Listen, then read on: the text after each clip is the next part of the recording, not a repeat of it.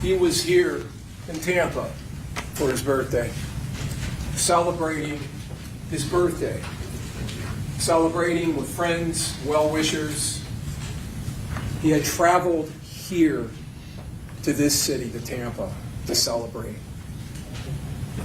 And what could not have been in his mind in those early morning hours while he was out celebrating his birthday was that he was being watched. He was being followed. He was being stalked. Stalked by a group of conspirators. He could not have known that he was living the last moments of his 26 years, just barely 26 years, breathing the last breaths of his 26 years of life.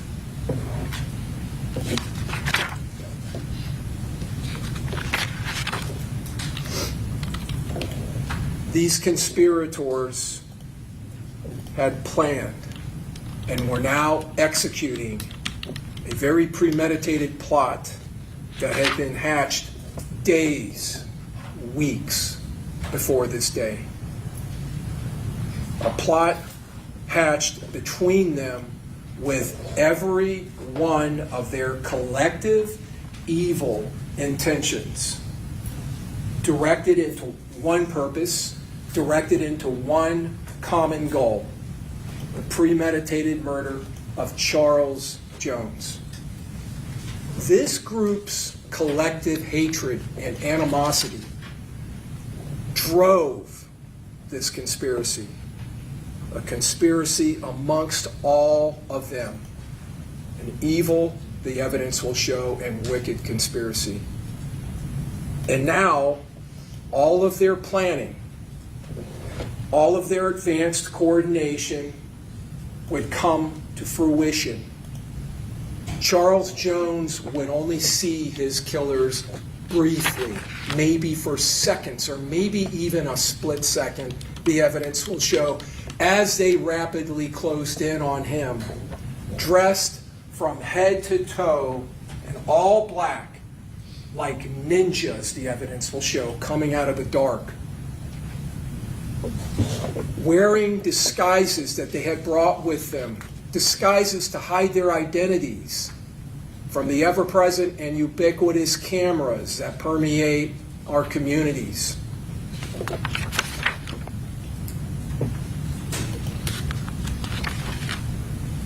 And sitting in the front seat of his Dodge Charger, their plan came perfectly together. He was now the perfect target, caught completely and entirely off guard as these gunmen appeared seemingly out of nowhere.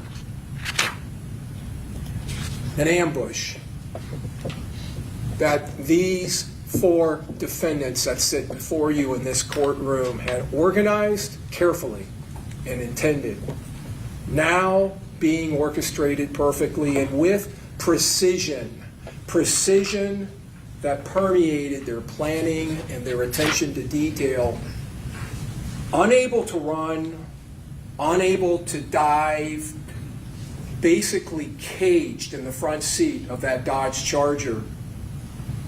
Charles Jones was a sitting duck. The evidence will show these conspirators didn't hesitate, not for one moment and not for 1 second. With coordinated precision, they ran to their respective firing positions and then unleashed a hellish onslaught,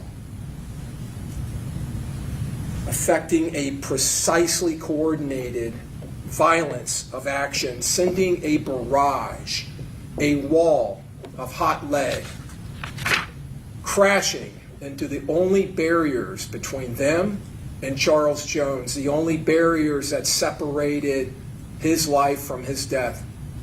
And those barriers were absolutely no match. No match for the high-powered 5.56 NATO and 300 Blackout high-powered rifle rounds, each of which was traveling at thousands of feet per second, each round carrying with it over 1,200 foot-pounds of lethal energy directed specifically at Charles Jones. A Glock 9mm handgun was being utilized by one of these conspirators, but not the way that it was designed. Not as a semi-automatic handgun, where you get a single bullet with a single trigger pull. No. This Glock had been converted into a fully automatic hand cannon, and now it was running wide open, fully automatic, depositing over 30 rounds out of its extended magazine into the hood and into the windshield of that Dodge Charger. All of this gunfire filling the early morning darkness with booming concussions and flaming explosive muzzle flashes. And as these high-pressured, high-powered rounds filled the atmosphere around the front of that Dodge Charger, Charles Jones sat there, unable to move or do anything fast enough to evade them.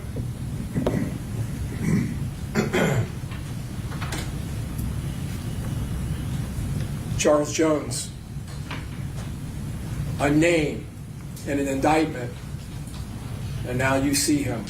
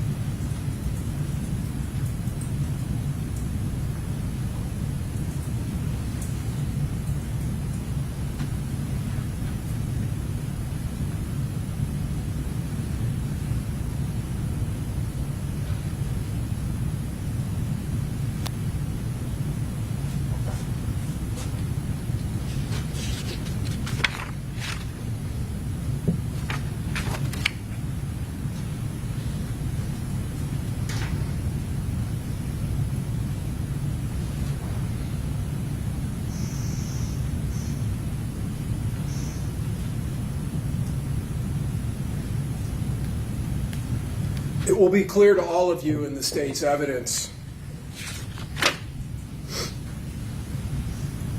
that this conspiracy hatched not minutes, not hours, but days and weeks before this date, before this murder. A conspiracy formulated in the hearts and minds of these four defendants with one common agreed upon goal: death, murder, and violence.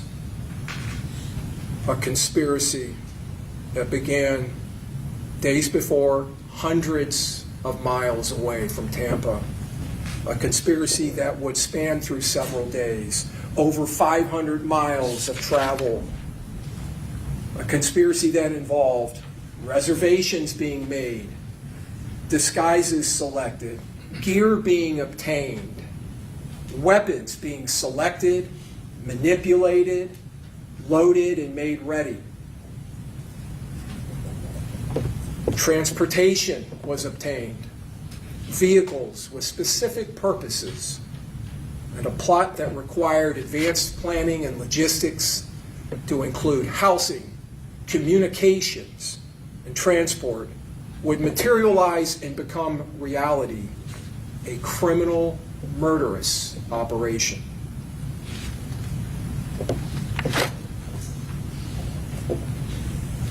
These conspirators traveling from the northeast corner of this state all the way here to Tampa, following their target, conspiring to murder Charles Jones. The evidence will show not in his hometown, but here in Tampa, where his guard would be down while he was celebrating his birthday.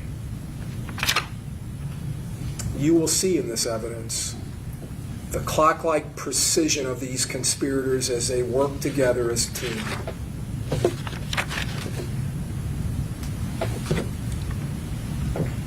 The conspirators. Isaiah Chance, also known as Gutta Zay, Gutta Man, Gutta, and Mr. Rich Off War. Sean Gathright, Davion Murphy, and Rashad Murphy, also known as Ghost or Ghost 187.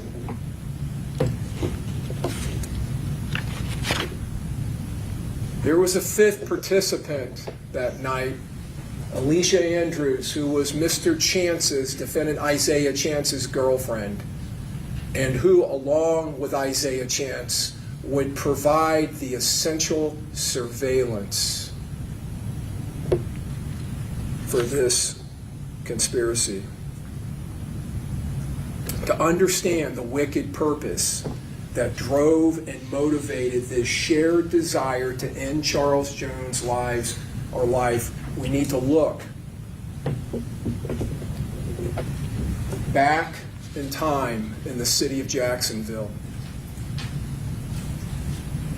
to the lives and associations of Mr. Jones and all of these defendants. We'll go back in years, and I'm going to walk you through a gang war that has been occurring in the city of Jacksonville, and that in this case traveled here and spilled into our streets here in Tampa.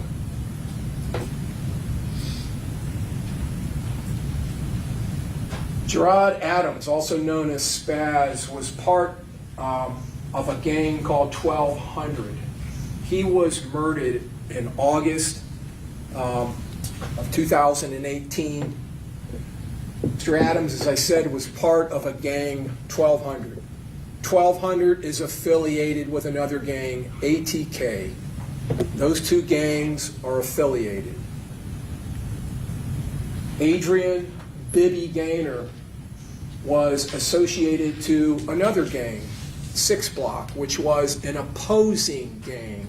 In this case, in the evidence, you may hear the term ops or opposition or dead ops, meaning opposing gangs, the opposition. ATK and 1200 were and are the opposition to 6 Block.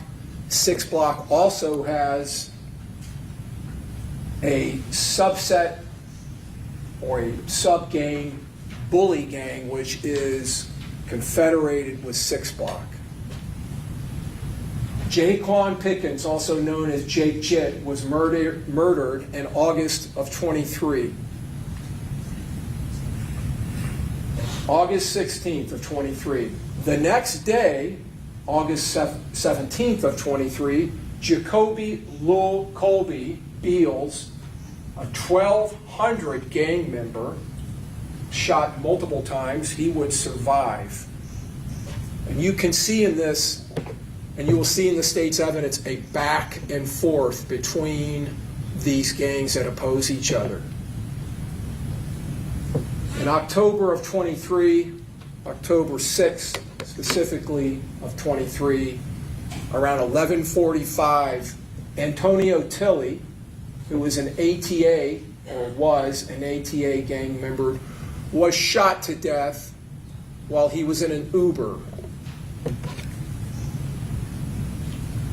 Just over 6 hours after the murder of Antonio Tilley, on October 7th, attackers with high-powered rifles would shoot up that same Dodge Charger being driven by our murder victim, Charles Jones. This was 9 months before the murder of Charles Jones. He had left his house at about 6 in the morning and was driving down the street, coming to a stop sign when attackers with high-powered rifles opened up on his Dodge Charger. He would escape that morning with his life. He would drive to a local hospital and be treated for a gunshot wound to his lower leg.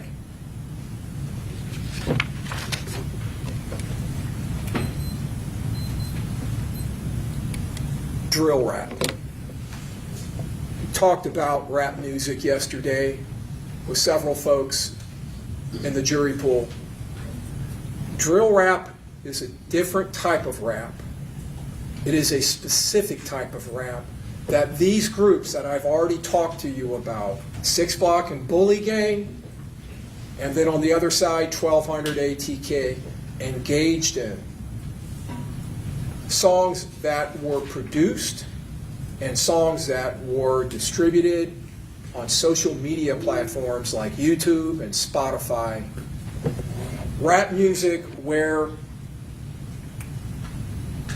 the opposing gangs' casualties, people in those gangs that had been murdered, would be demeaned, mentioned, ridiculed, made fun of, to elevate the gang making the video, to elevate their status. They would demean not just the other gang, but what is more incendiary, they would speak specifically to members of the opposing gang who had been murdered in sarcastic lyrics, traveling in some instances to gravesides, whether it was the graveside of that person who was actually killed or some other graveside that would stand in. In addition to the drill rap, they would post photos on social media making fun of the opposing gang's casualties.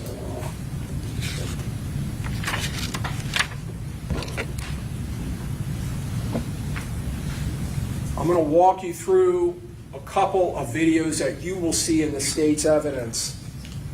This video is a combination 1200 ATK video. The major performer is an individual named Kenyatta Bullard, also known as Youngin Ace or Ace. Spinabins is one of the performers who is a well-known drill rap gang member in Jacksonville, and Wappa with the Choppa is another. You can see in this photograph in the background, Youngin Ace in the yellow. Kenyatta Bullard, aka Youngin Ace. And you can see his ATK chain around his neck. In this video, you will see these performers at times during the video pointing up in the air, and you will see the names of people appearing on the screen. Those are casualties from 6 Block. Those are people who were murdered on the opposite side. And you will hear them talking about them in this drill rap.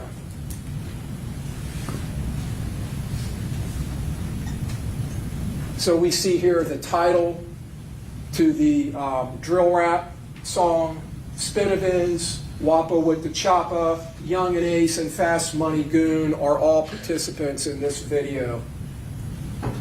And this is them pointing, Tiki being an opposing gang member who was murdered.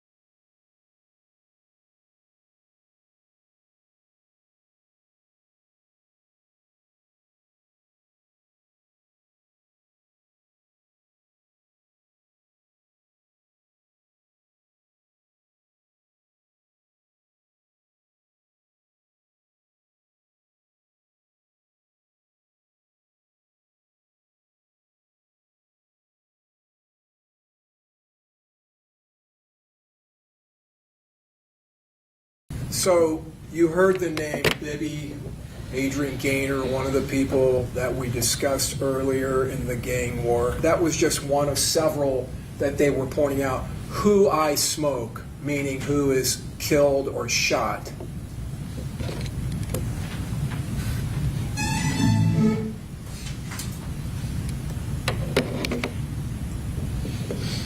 So we saw Spinabins and Wappa with the Choppa. Spinabins, Noah Williams, came out with this song concerning this murder, this song being released within a couple of days of the murder of Charles Jones. It's called Foolio Dead. Now, that last video, the Who I Smoke video by Young and Ace, these videos are not just put onto YouTube. Young and Ace is a celebrity. He has tens of millions of followers on Spotify and YouTube. These songs attract a lot of attention. This song, as I said, was put out within a day or two of the death of Charles Jones here in Tampa. You're going to see references and hear references in this to not only Charles Jones' name, but to the name Six, Mr. Six, or Six, meaning 6 block.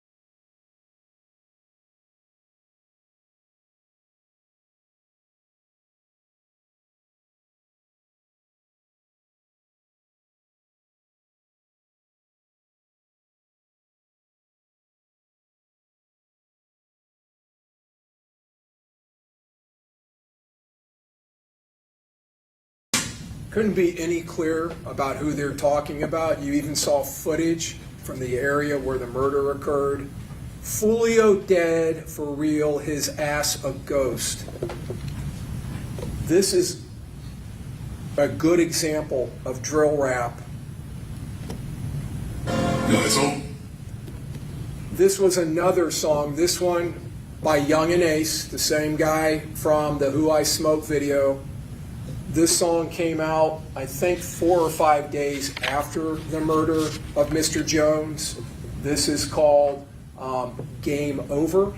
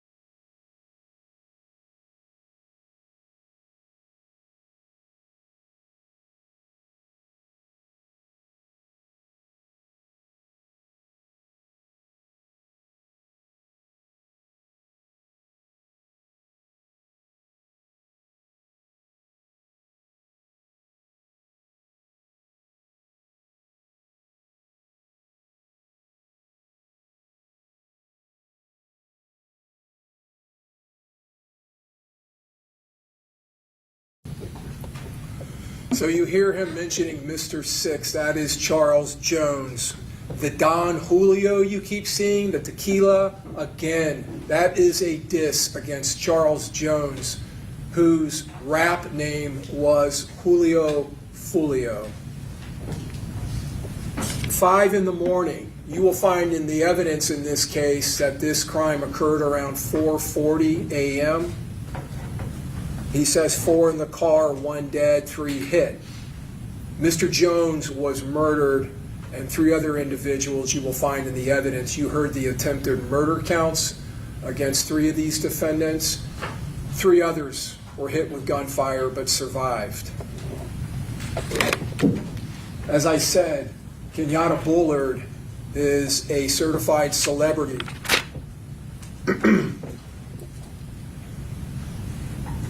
And you also saw that. That is just a still from that video.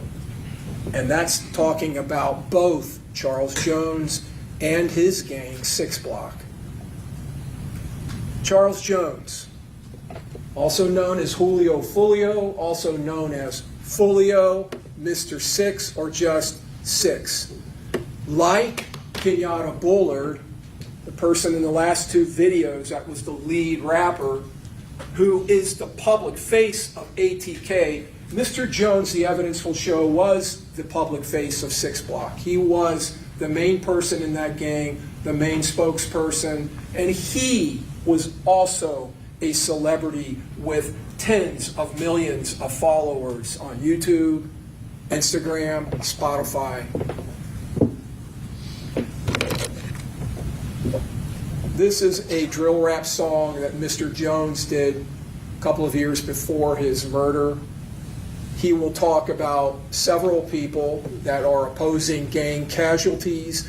You will see a poster that he is holding and walking around that has 3 photographs on it, 3 young men that were all murdered in a shooting that involved Kenyatta Bullard, Young and Ace, who was the only survivor of that shooting.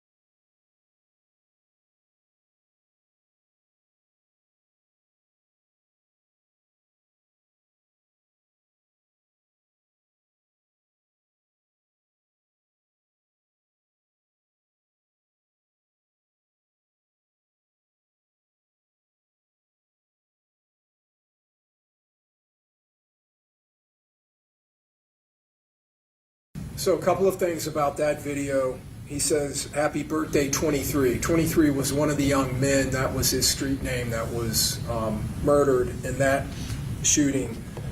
They had gone out to celebrate his birthday, and you heard him say very sarcastically happy birthday several times in that video. He also says he fell in love with dead ops. Got dead ops on my mind. Dead opposition, casualties of the opposite side. He also says something very similar to the video that Kenyatta Bullard, Young and Ace put out after Julio Foolio, Charles Jones murder. In this case, 4 shot, 3 dead. Very similar lyrics. This is a back and forth diss. This is back and forth, and it is this animosity and hatred between these gangs that drove the conspiracy in this case, that caused these 4 defendants to confederate and to conspire, in this case, to engage in this coordinated, planned, murderous attack. Another thing about that last video by Mr. Jones, he talks about on the east side, the west side, these terms, 6 block and 1200, refer to areas of Jacksonville. This is a territorial gang war. And these gangs are in certain areas and have control over certain areas of Jacksonville. The Jacksonville Sheriff's Office, you will hear in this evidence, has committed resources to a gang unit. And it's staffed by several gang detectives who get training and education in how to investigate gangs, how to maintain information and intelligence on those gangs. One of the things they do is they monitor that. They monitor their social media. And you will hear testimony from some of these gang detectives in this case. These detectives, each of them specializing in specific gangs to give full commitment by the Sheriff's Office to this gang war and the violence that's occurring in the streets of Jacksonville and Duval County. So Charles Jones belonged to and was affiliated to the wrong group. He was their spokesperson. You will find in the evidence in this case that these defendants, Rashad Murphy, Davion Murphy, are 1,200 gang members. You will also hear that Isaiah Chance is an ATK gang member affiliated closely with 1,200. Now, you're not going to hear evidence that Mr. Gathright is a gang member, and we haven't charged anything in our indictment about that, but you're going to hear he is associating with all of these gang members and was a fully committed participant in this murder. But these gangs, they despise and abhor each other, the evidence will show.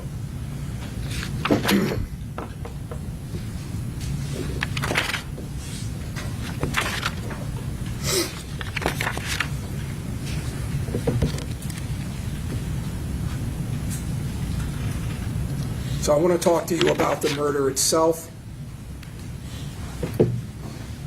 So you heard mention in the Dead Op, or the Foolio Dead drill rap video by Spinabins and Wappa with the Choppa, the one that started with the blue screen. What you're looking at on the upper part of that screen, you can see Embassy Suites, USF, you can see the USF Research Park. That's Fowler, and that is the main entrance to the University of South Florida's campus. This is all just to the east of Bruce B. Downs, right? To the lower part, you have an extension of 40th Street, which becomes McKinley. And right there in the corner, you heard them mentioning Holiday Inn, which is running horizontal. Next to it is a vertical building. That is the Home to Suites. And it is on the very south end, or the bottom of the photograph, on that vertical building. There is a portico there, an entrance to that hotel. That is where the shooting in this case occurs. Now, in this photograph, you can see on the far left, there is a La Quinta Inn. That becomes relevant in the state's case because one of these high-powered rifle rounds went all the way across and went through and into a room and there was recovered projectiles. This is more of a close-up. Now, on the bottom of the photograph, you can see, to the bottom right, you can see an entrance into the Home to Suites parking lot from McKinley. And you can see right at the bottom of the building a square offset. That is the roof of the portico, the entrance to the hotel. Just a more close-up photograph. So I want to walk through several videos with you that were recovered in the investigation by the Tampa Police Department here in Tampa that show what's occurring. Unfortunately, my laser pointer is not, well, maybe it will. It actually is working a little bit. Okay, usually LED screens will absorb the laser. So you're going to see here, you're going to see the Dodge Charger, Mr. Jones' Dodge Charger, pulling into the portico. And you can see up here, that's a few minutes off. It's actually around 4:34, 4:35 a.m. in the morning. It's June 23rd of 2024. But he's pulling into that portico, having just turned off southbound McKinley. You can see here, this is a Hyundai that'll go down, turn around, and come up behind him. That's being driven by Armani, who is his... Armani Turner, excuse me, who is his girlfriend. But yes, I can't see the laser. Oh, yeah. It doesn't work great on the LED screen. Yeah, it doesn't. So But you're describing it again. Yeah, I thought that might happen, Your Honor, with the jurors in the back that's fine. row. So just, Mr. Harmer will try to be as descriptive as he can, okay? Yeah. So if you're looking at the car with the tail lights lit up, that's the Hyundai on the top of the screen. That's outside of the portico. It's going to continue in the direction it's pointing. It'll do a U-turn, a sharp U-turn, and pull in right behind Charles Jones' Dodge Charger. Mr. Jones is in the front passenger seat. The car is being driven by his friend Xavier Edwards. The car that is sitting there already in the portico belongs to an employee. That's unrelated to the case.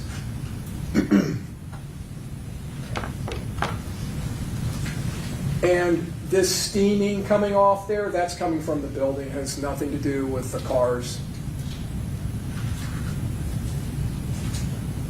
You're going to see Mr. Jones. He's wearing a red knit cap. He's wearing a white T-shirt. You will see him exit the Charger and walk into the hotel.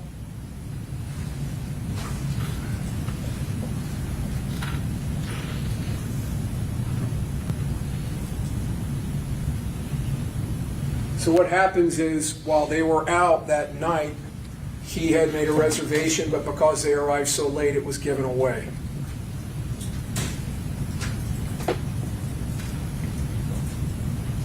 In this video, you'll see him return.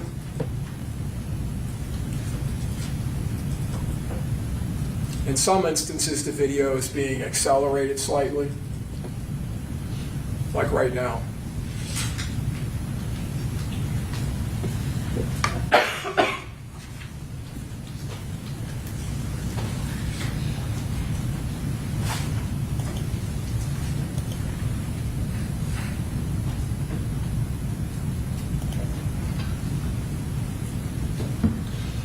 There's a car pulling in to the parking lot and going northbound. That becomes very relevant, and I'll explain that in a few minutes.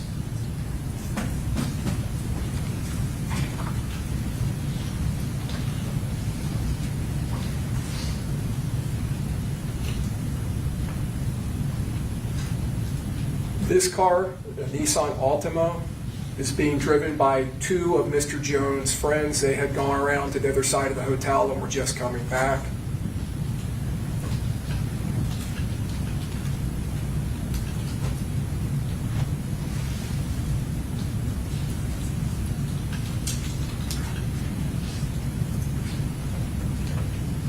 You're going to see an individual named Taifa McCrae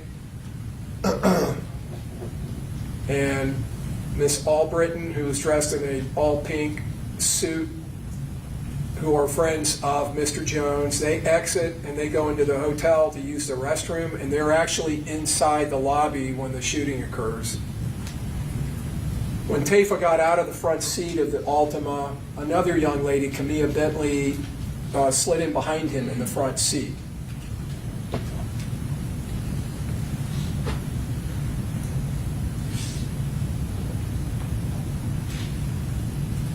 Now you're going to see another car come by. This is a small silver Chevy Cruze. This you will find in the evidence is the surveillance tracker vehicle that was utilized by these conspirators, by these defendants, to follow, to track and stalk Mr. Jones and his friends, giving real-time, by communications, by phone, real-time location data and information about where he would be.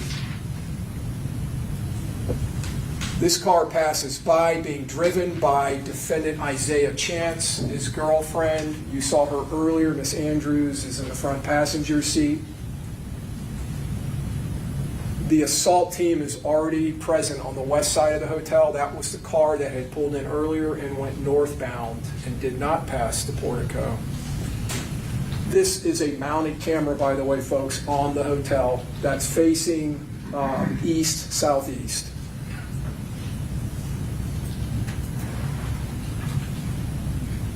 If you look in the upper right part of the screen by the two palm trees, you're going to see right before the shooting happens a masked individual's face pop out. The evidence in this case will show that is defendant Rashad Murphy. He is the Glock shooter. This is the beginning of the, well, actually it's not. First we're going to see the Chevy Cruze come by.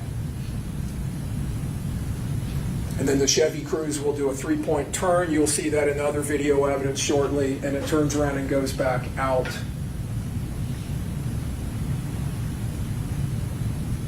And now it's exiting. Mr. Chance drives right past the victim and exits the parking lot of the hotel literally within seconds of the murder occurring and starting.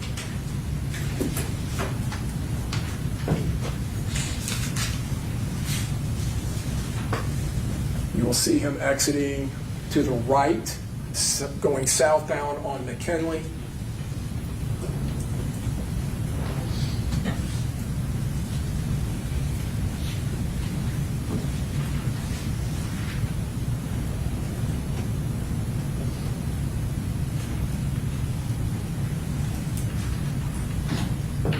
The evidence will show that he goes down, he does a U-turn and comes back north on McKinley and passes the hotel just before the shooting begins.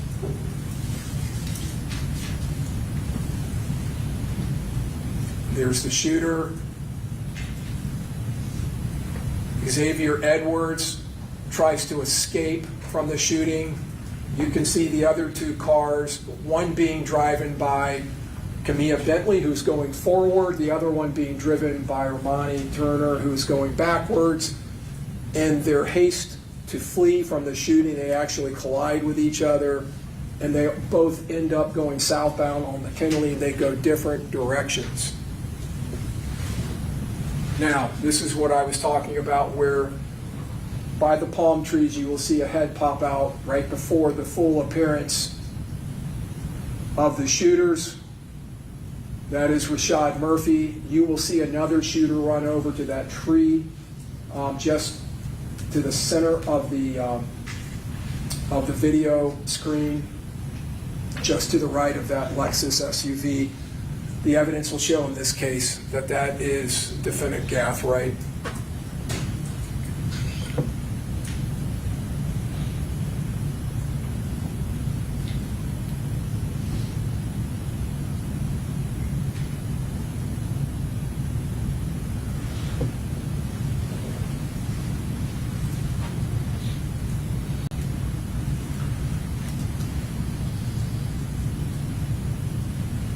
On the top of the screen, you see a Mercedes SUV and a yellow car, and you see an individual moving around.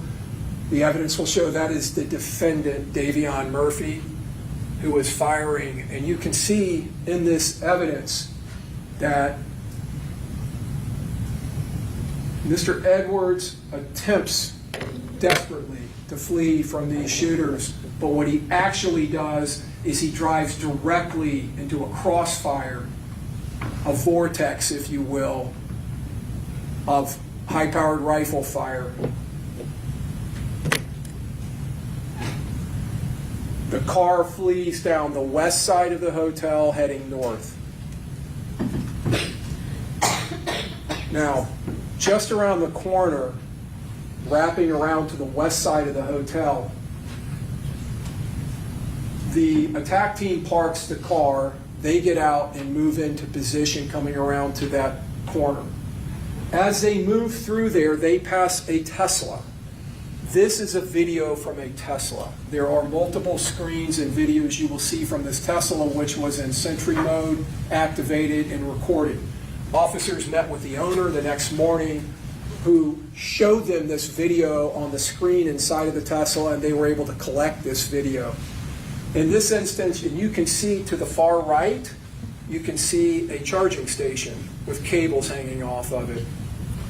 You will see in the grass area by the charging station, you will see Davion Murphy running by, holding a rifle, wearing all black with an orange ski mask.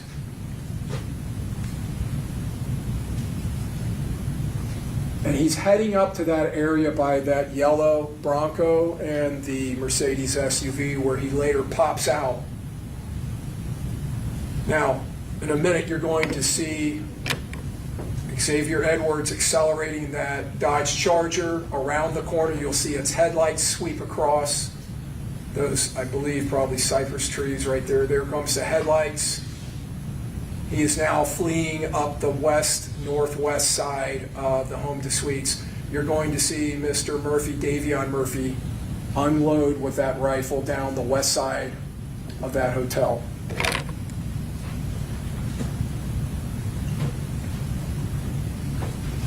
Mr. Jones' Charger, after being impounded and transported to the Tampa Police Department, impound lot, all of those yellow marks, other than the ones on the hinges, are going to be impacts.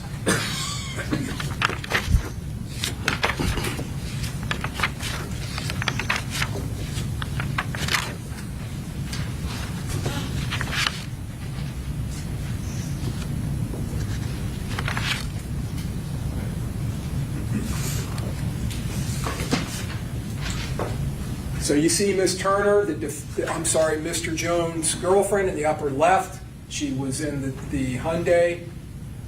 Ms. Randolph, her friend, was in the Hyundai. And Robert Howard, who is a friend of Charles Jones, was in the Hyundai with those women, sitting directly behind the Dodge Charger. You see Tafa McCrae and Aaliyah Albritton, the woman who was in the pink outfit, who were in the Nissan Altima. Xavier Edwards was wounded. He was shot in his right arm. He had a grazing wound to his head, shot in the shoulder. This is him at the hospital being treated. Sustained multiple gunshot wounds. And you can see lacerations from glass or projectiles to his left hand. He is one of the victims of one of the attempted murder counts charged against Davion and Rashad Murphy and against Sean Gathright. Gino Norris. Mr. Norris is a longtime friend of Charles Jones, going back several years into their youth. He was in the back seat of the Charger. He had come with Mr. Edwards, and Mr. Jones had traveled here from Jacksonville to celebrate the birthday. When they arrived here, it was on Friday night, and they stayed at an Airbnb in Pinellas County. The next day, they stayed at an Airbnb in Pasco County and Holiday. And I'm going to show you here shortly where Mr. Jones was posting on his Instagram account that he would be here in Tampa. He actually appeared at a couple of clubs and put up advertisements for those appearances. But he was asking people if they, advertising that he was having a pool party for his birthday party that Saturday of this weekend. That would have been the 22nd of June, 2024, at the Airbnb. And you'll see in the Instagram post, he was advising people that follow him, send me a DM and I'll send you the address. So they actually did, and a lot of people showed up at that Airbnb and Holiday, and eventually, because of the crowds, the owner of the Airbnb shut it down and kicked them all out. And that's why they were trying to find lodging at the Home to Suites later that night after Mr. Jones had made these appearances, which we'll discuss in a minute. But Mr. Norris had traveled here with his friend Charles Jones and with Mr. Edwards. He was in the back seat. Mr. Jones was shot in the right arm. He is also one of the victims of the 3 attempted murder counts against the shooters in this case. Now, when Mr. Edwards and Mr. Gino Norris, when that Charger came to a stop finally, they quickly realized that Charles Jones was gone. He died very fast. They bailed out of the Dodge Charger. They were both shot. Mr. Norris will tell you he had been asleep and had been woke up by the crashing of the Dodge Charger. You will see that as it went up the northwest side of the hotel, there was a curb and a grass area where there's a dumpster. It went right over the curb, right through that grassy area and into a north area where there's another parking lot before it finally stopped, bullet riddled and steaming. Mr. Edwards, Mr. Norris bail out of the car and they run from these shooters because they don't know where they are. They run into a Holiday Inn and they leave a massive blood trail that leads into that Holiday Inn, which police would later follow when they arrive because of the multiple 911 calls being generated from all of the noise of the gunfire. Now, Camilla Bentley, I told you, had slid into the driver's seat. You can see these impacts from gunfire to the rear window of the Altima. That rear window would have been closest to the shooters. Miss Bentley was also wounded. She is our 4th victim. This is her in the hospital being treated for a bullet grazing wound to her right upper arm. Now, going back, I told you I would show you, and you will see in the evidence, Mr. Jones' Instagram account, and you can see the name Julio Foolio. That's his celebrity name, his rap name, and his street name. He is advertising that he is going to be appearing at Teasers. You see that in the middle of the advertisement on Nebraska Avenue, 9700 North Nebraska Avenue. He is going to be appearing on June 22nd.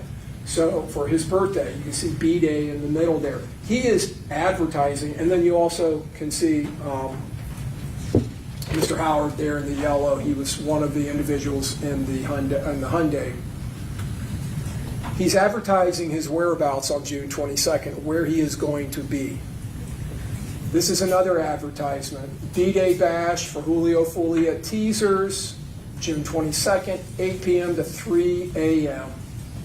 And you can see in the lower left on your screens where he is saying my Airbnb pool party, June 21st, that was the Friday night one, and my official birthday party, June 22nd, Club Teasers. He gives the club address, so he's giving his location where he's going to be.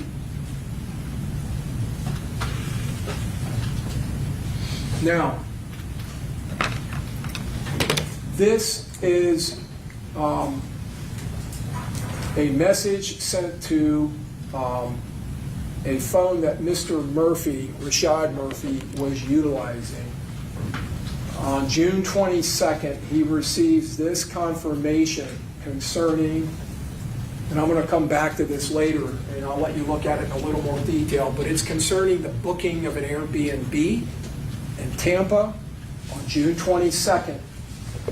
This is being sent in the early morning hours of the 22nd, and the owner is telling him that the HOA requires for security purposes that all guests booking with us provide a valid ID through the Airbnb message portal. Mr. Murphy obliges, and in the phone that he was utilizing, he sends his photograph back to the Airbnb owner. Now, this is a Vivint or Vivint camera mounted at the residence of Sean Gathright. This is June 22nd, Saturday, in the middle of the day. This is the beginning of that day for these conspirators. You're going to see Mr. Gathright and Mr. Chance loading a Chevy Impala that is being driven by Mr. Gathright, Sean Gathright. It is registered to his mother, but it is the car that he drives and operates. And it is the car that transports the shooters, the assault team of which he is part of in this case. You're going to see them loading it with book bags, but you're also going to see them loading it with rolling duffel bags, long bags that appear to have weight to them. That's Mr. Gathright, Mr. Chance. You will see the evidence that they are friends. That is the Impala, the black car.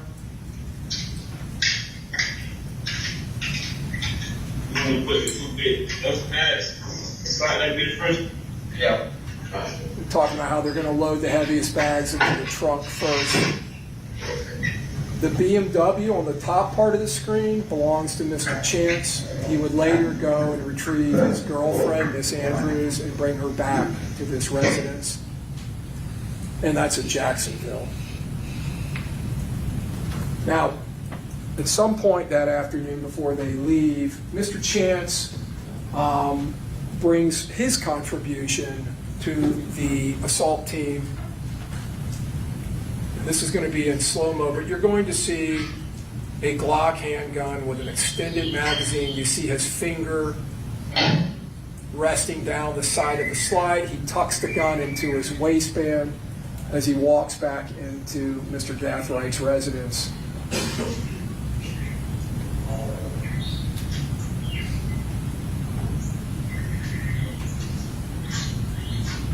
Notably, he knows the combination of Mr. Gathwright's residence.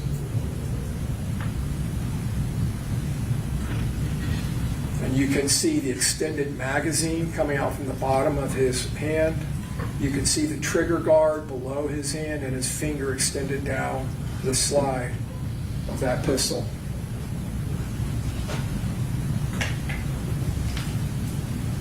Mr. Chance on the left, Sean Gathright in the middle, and Miss Andrews on the right. They end up leaving that residence. Mr. Gathright driving the black Impala. They travel from Jacksonville that Saturday afternoon down around near Gainesville, all the way down 75, down to 275, and they come down, and you will see them end up at the Airbnb, which Mr. Rashad Murphy has booked for them, which is sitting literally 1.38 miles from the Home to Suites, just on the north side of the USF campus, the University of South Florida.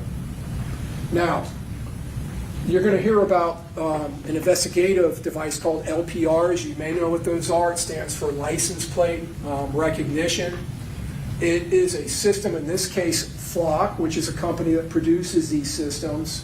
They utilize different camera systems that integrate into their network. In this case, the camera system is from the Florida Highway Patrol. Flock is frequently contracts with cities, with law enforcement agencies. Sometimes they'll put up their own network of cameras, which later plays a role in this case. A lot of times they incorporate other cameras. But when a license plate is put into the system, it can pick that license plate up as it is en route traveling. And in this case, investigation revealed Mr. Gathride's Chevy Impala being picked up on this license plate reader on June 22nd, 2024. Here it is at the merger of I-75 and 275 heading southbound. You see the latitude, longitude coordinates on the third row up on the right. You see the area or nearest address is New Tampa. It is a Florida Highway Patrol camera. Now, in the top part, 3 rows down, you see the date and you see a time, 11:39:28 p.m. UTC. That is Coordinated Universal Time, what used to be known as Greenwich Mean Time. It is a standard utilized in aviation, utilized in space travel, but is it a standard that is utilized a lot of times by cell carriers and call detail records from cell phone companies, and it's utilized in law enforcement frequently, but it is a standard time. Here they have given us the conversion to Eastern Daylight Time, which in June, here in the Eastern Standard Time, we are in Eastern Daylight Time, EDT. And you go 4 hours back to 7:39 p.m. So this is them arriving in Tampa at 7:39 p.m. And again, Coordinated Universal Time, UTC, is like Greenwich Mean Time. It's basically the time zone in England.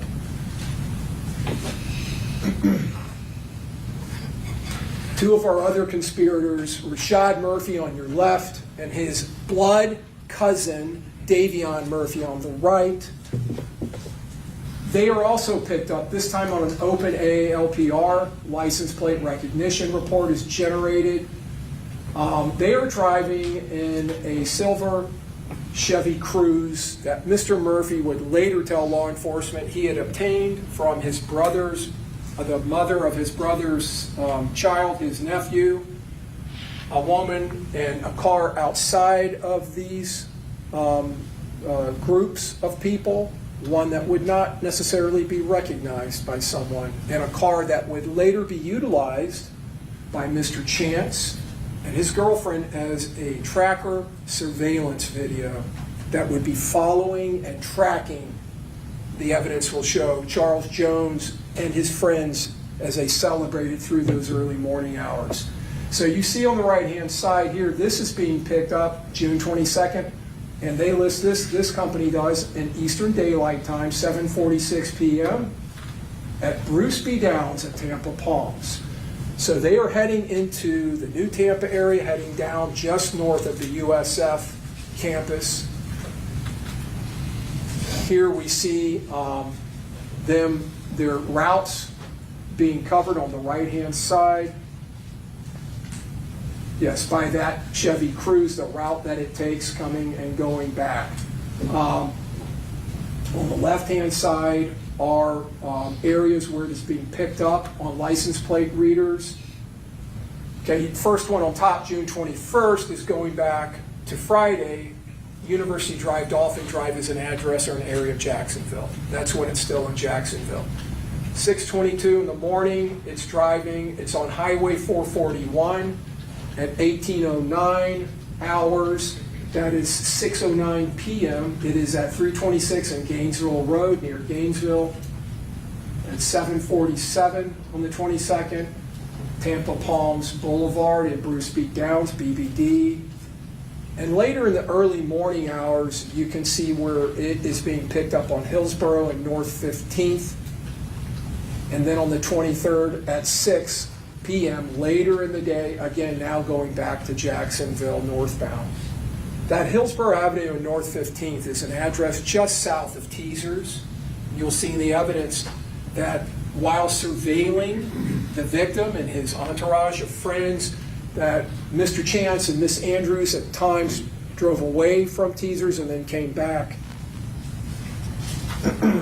This is showing you on your left side the Chevy Cruze and the Impala being picked up at the same times, the same locations, by the same license plate readers.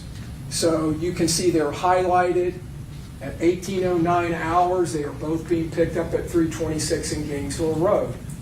At 1947 and 1945, they were both being picked up at Tampa Palms Boulevard and Bruce B. Downs. At 3:41 hours, Hillsborough Avenue and 15th Street. This is the Impala and the Cruise operating in tandem, traveling in tandem, coming from Jacksonville, and then operating through into the early morning hours of the attack. This is the Airbnb location at Gazebo Pond Lane, where that red marker is, and that's a direct, as a crow would fly, line down to the home to suites, 1.38 miles. You can see the entire University of Florida campus, University of South Florida's campus between Fletcher and Fowler depicted in that. This is the Airbnb on Gazebo Lane. The door on the left. You can see the Ring camera mounted to the side of the door. Now, this is Miss Andrews on the 22nd. She's knocking on the door and she ends up being let in. And you'll hear someone say, "My bad," as she's let in. So there's clearly people inside of the Airbnb. What is significant is, on the 22nd, she is the only person who enters through the front door. The rest of the conspirators go this way, down the side of the building, around the back of the building, and they enter through sliding glass doors. They do not allow themselves to be recorded by the camera, by the door, the Ring camera. Miss Andrews is the only one on the 22nd. That changes after the murder. They start getting sloppy, the evidence will show, later the next day on Sunday. And they basically, all of them start showing up on that camera. All of them except for Rashad Murphy, the ghost. He doesn't show up anywhere until later. So they go through, and that's where they enter. Now, at 1:40 a.m., Mr. Jones, his friends are arriving at the Teasers on North Nebraska around 1:55, close to 2. He doesn't get there till about 2:30 in the morning in the Dodge Charger. But at 1:40 a.m., 3 hours before the murder, about an hour before this conspiracy, before these conspirators begin their hunt for the victim at Teasers, Alicia Andrews' phone leaves the Airbnb and goes to a nearby McDonald's at 2205 East Fletcher. That's 22nd Street in Fletcher. There's a McDonald's there. It's a 24-hour McDonald's. On the right-hand side, you see some cell tower mapping. I'll talk to you about that in a few minutes. But her phone is mapped at that location, and you will see the Chevy Cruze come into the parking lot and work itself through the drive-through lanes. The driver of the Chevy Cruze, you will find in the evidence, is Davion Murphy. Miss Andrews is in the front passenger seat.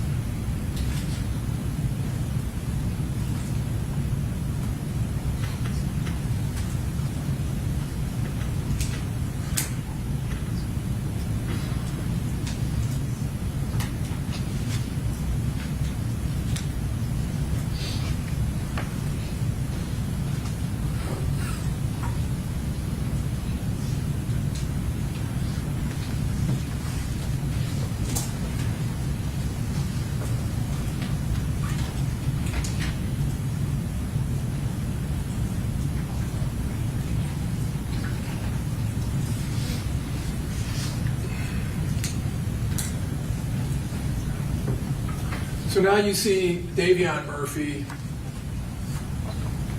He is smoking a cigar and he's talking to the young lady working in the McDonald's. you can see someone next to him in a car on the right-hand side. The evidence will show that's Miss Andrews, Mr. Chance's girlfriend. But what is significant is they buy a lot of food, a lot more than for two people.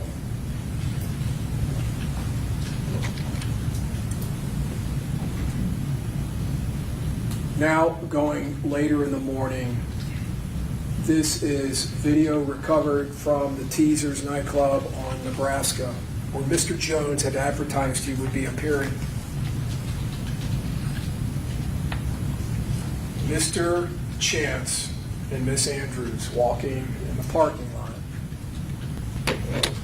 Mr. Chance is wearing a hoodie, and in June of 2024, he is wearing a COVID mask.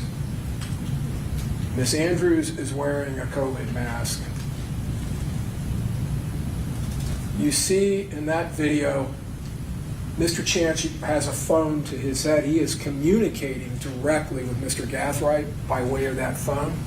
They are using some type of app that is not picked up. They are not text messaging or making phone calls. But that is Alicia Andrews' phone. So her phone becomes relevant because it is being utilized by Mr. Chance to set up their communications with the assault team. You saw her just a minute ago putting in her passcode and handing the phone so Mr. Chance could utilize it. They are there to track and to stalk and to hunt Charles Jones, and then to provide real-time location information to Mr. Gathright, who was driving his Impala with both of the Murphys in the Impala, the assault team. There's the surveillance team. So as I said, and again, this video is slightly off, but Mr. Jones arrives, that's in front, that's the front entrance to Teasers. You see at the bottom, it's 2:29:49 a.m. is the converted time. The date is correct. This is early Sunday morning now. And now you see Mr. Chance still there with his girlfriend. And then around 2:54:22 a.m. real time in the morning, Mr. Jones and his friends leave Teasers. Now, you will see in the evidence, you will see video evidence of Mr. Chance and Miss Andrews arriving, and you will see the direction that they travel on foot and the direction they travel in the car. They exit shortly before this, they exit, but they stay nearby, and at 2:46 or at 2:54:22, Mr. Jones begins to leave. 2:54:22, shortly or right around the same time, because again, this time on the top of this screen is off a little bit, you will see the Chevy Impala with these three individuals, Rashad Murphy, Sean Gathright driving, and Davion Murphy in that vehicle.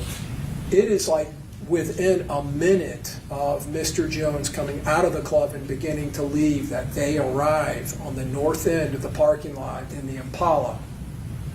And they pull in, they're going to be right behind the car that's already in. They're the ones pulling in off of Nebraska southbound. And there they are, fully inside of the parking lot. This is the north side of the business. They end up going westbound and then southbound, and then they come back on the road that sits on the south side of Teasers, passing in front of the entrance. This is Mr. Jones and his friends leaving. You see the three cars with the taillights lighting up. The one on the left of the screen is the Charger.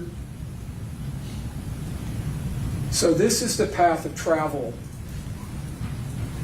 The green is Mr. Jones and his friends parked directly in front. That's the front part, the south end of the building. That photograph is in the normal orientation of a map. North on the top, south on the bottom, west to the left, east to the right. So at almost precisely the time that he exits the front to leave. The Impala comes south on Nebraska, pulls into the north end in the red arrows, goes to the west, then to the south, onto South Castle, and comes right by. There are a lot of folks standing in front of that club at that point. Now, the blue markers are the Chevy Cruze. So you can see the Chevy Cruze enters, parks. You see the rectangle on the north side of the parking lot. That's where Mr. Chance parked.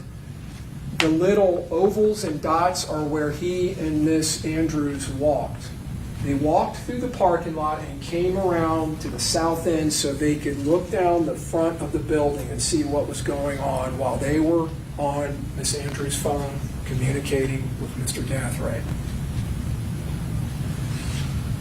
Mr. Jones and his friends then traveled to an after party, and this is on Bush Boulevard. This is the south side of Bush Boulevard.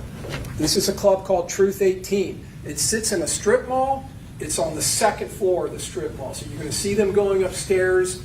At one point, you're going to see Mr. Jones live streaming on Instagram with his phone, celebrating his birthday. Let me stop that. Turn that down a bit.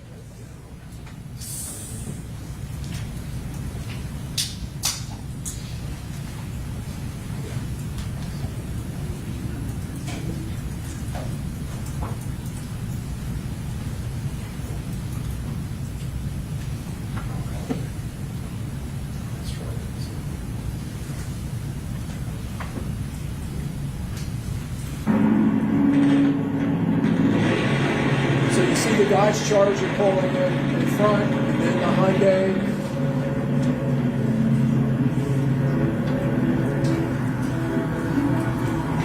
The camera angle is from the second floor of the strip mall right near where Truth 18 is, pointing what would have been northbound into the parking lot. So now they're all parked. To the far left, you see the Nissan Altima, Miss Albrecht in her pink suit, Tafa McCrae in his blue shirt. On the right-hand side, you see that's the edge on the farthest right-hand side of the Dodge Charger. You'll see Mr. Jones step out in a minute. To the upper left, or upper part to the left, is Miss Turner and Miss Randolph getting out of the Hyundai, and then some other friends. Now you're going to see them going up the stairs. The people on the upper balcony on the right are near Truth 18. So Mr. Jones in the red shorts, red cap. That's Mr. Norris with the number 8 shirt on in front. And you can see there's a lot of well-wishers and friends that early morning with Mr. Jones, and he'll start live streaming here in a minute.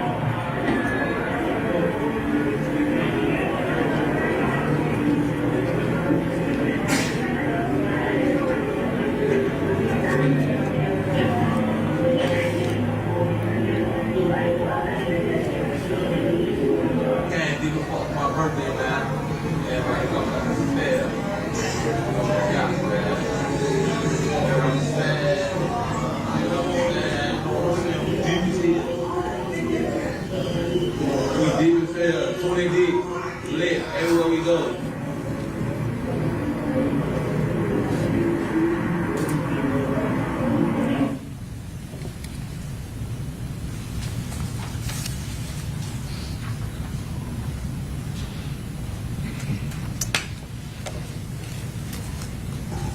This video is being sped up right now.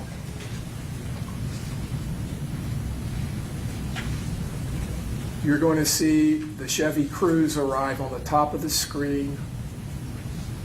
This is pointing southbound from the north.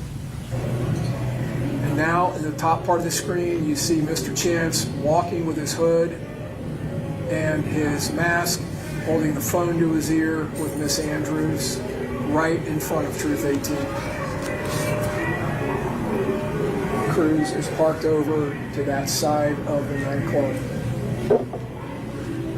the what would be the east side. They go down the park or down the sidewalk. They come back.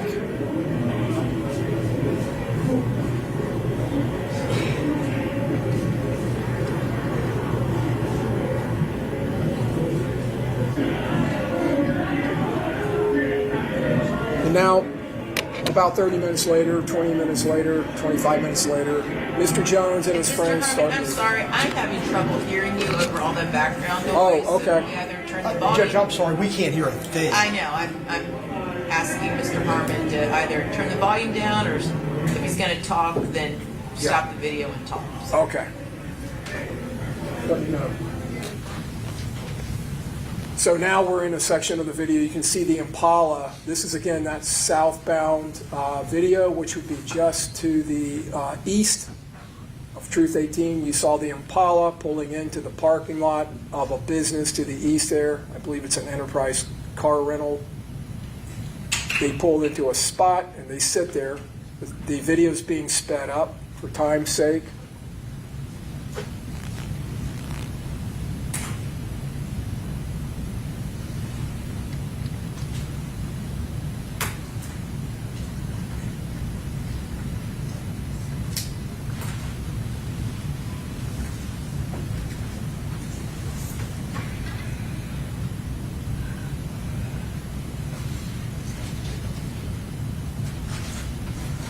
Now you see it pulling out.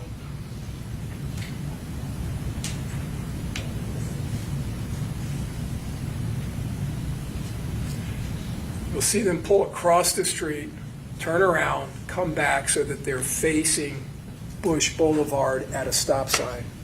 Right there, right in the upper right-hand corner.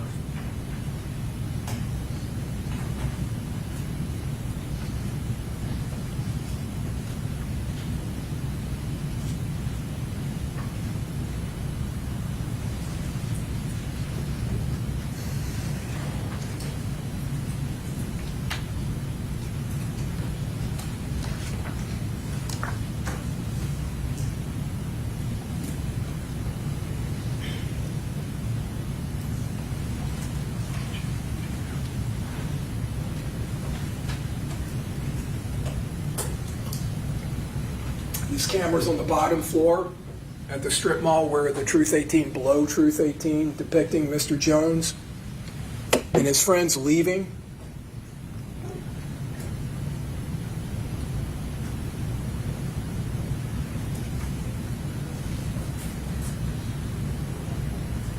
You'll see them all drive one direction, turn around, and come back the other direction. They'll pull on to Bush Boulevard. They'll head initially eastbound and then do a U-turn and go back westbound towards 40th Street.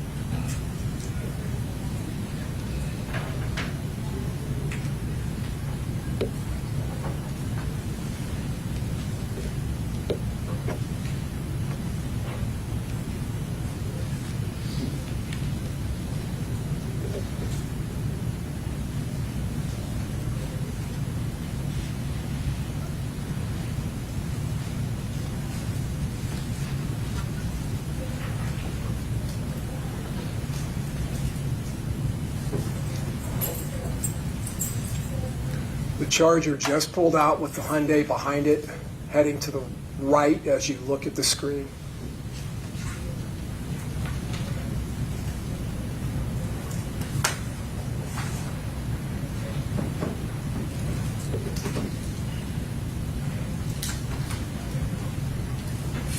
The Hyundai's now stopped, waiting for the Charger to go by, and Ms. Turner follows Mr. Jones.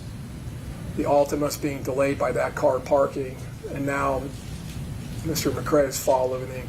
They will pull on to Bush, as I said. They will go to the east. You will see them in the middle, top part of the screen doing U-turns. There is a turning lane there. That's Mr. Jones' Charger. You see the sweep of his headlights. He is heading back now westbound towards 40th Street, followed by the Hyundai, and now Mr. McCrae in the Altima.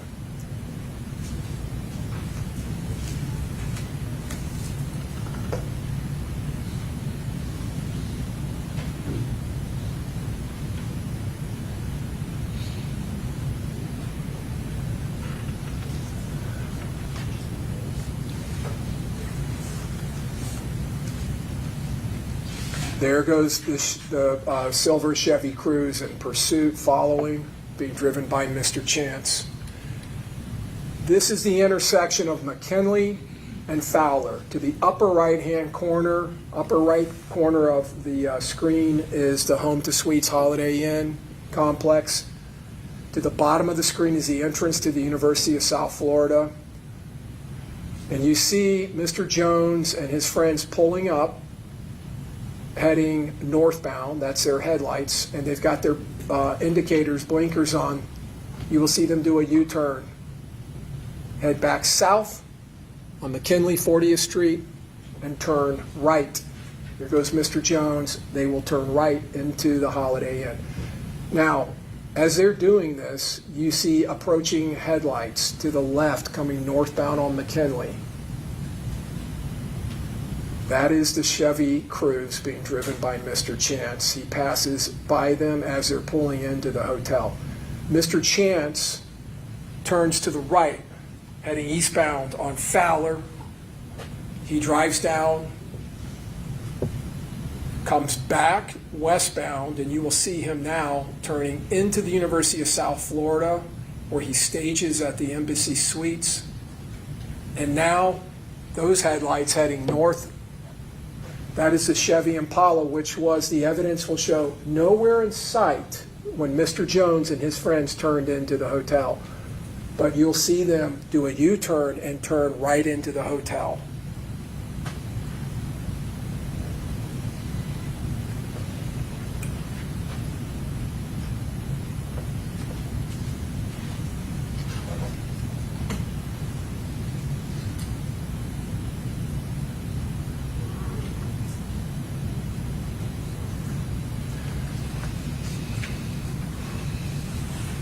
Now they're going southbound, the Impala, and they're going to turn into the hotel. When they turn in, like we saw earlier, they take an immediate right in the parking lot and go up the east side of the hotel to avoid the portico.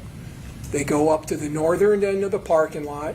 They go westbound across the northern end, and now you see the Chevy Cruze, by the way, blowing through a red light on Fowler to follow and turn into the Home to Suites. You're going to see several camera angles now from the Home to Suites picking up the Impala as it travels in a circle around the north side of the hotel complex, coming out on the west side of the hotel, around the corner from the portico.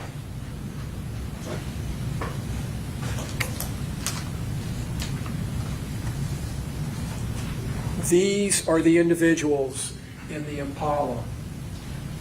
The driver, Mr. Gathright, and both the Murphys.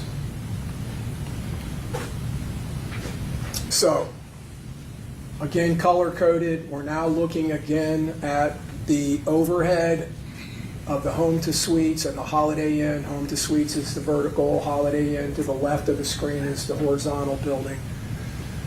The red is the Impala. And you see it goes right into the parking lot, takes an immediate right, goes up the east side of the parking lot to the north side, then goes west on the top of the parking lot, all the way around the Holiday Inn, the evidence will show, and comes out, that last arrow to the far left, on the west side of the Home to Suites. On the west side of the Home to Suites, in the center of the white roof of the Home to Suites, you see a purple icon. Just to the left of that, where it says Home to Suites, you see a rectangular aqua color. That's a pool area. There are chairs, tables to that part of the hotel with some grills out there. And then there is that road. Just to the north of that, of where you see the pool, in between what would be the top left corner of the Home to Suites and the far right edge of the Holiday Inn, is the grassy area where the Dodge Charger flees, popping over the curbs there, waking up Mr. Norris in the back seat, and then comes to rest in that north parking lot. You see the green, that's Mr. Jones and his friends where they parked, where we saw earlier. And then the path of the cruise. The cruise comes, it blows through the red light at Fowler, moving quickly, comes down, following the Impala, turns into the hotel, goes right past Mr. Jones and his friends, turns to the west side. You're going to see video of most of this. Turns onto the west side of the hotel, goes up, does a three-point turn, comes back to the south, and exits just before the shooting. All right, so this is a camera on the east side of the Home to Suites that is facing southeast. On the top part of the screen is 40th Street, McKinley. You're going to see the Impala. As it turns into the hotel, it'll take an immediate right and cut across the top of the screen head, which is northbound. There's the throw of its headlights as it's turning in. And now it's heading northbound on the east side of the hotel. Same direction those red arrows showed you earlier. Next camera, this one faces north-northeast, picks up the Impala as it heads further north to the north end of the parking lot. This camera is on the north end of the Home to Suites, picks up the Impala heading into that northern part of the parking lot. And now it's on the west side. You see the pool to the upper right corner. You see that recreational area there with tables and chairs and grills. So you see the Impala comes down on the west side.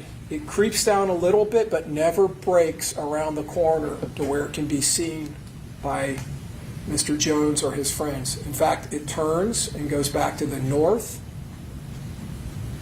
And you're going to see the car turn to the left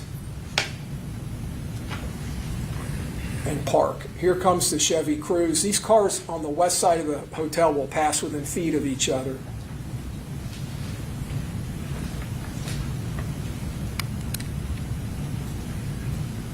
There's the Cruze.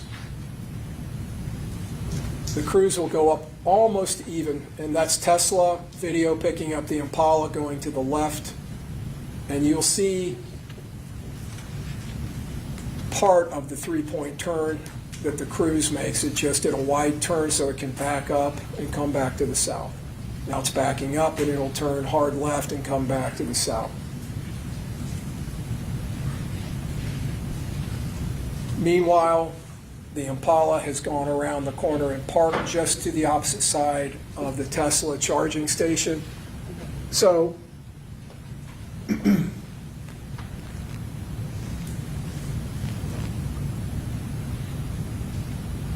you can see now in the upper part, you can see a car moving into a spot. That is the Impala.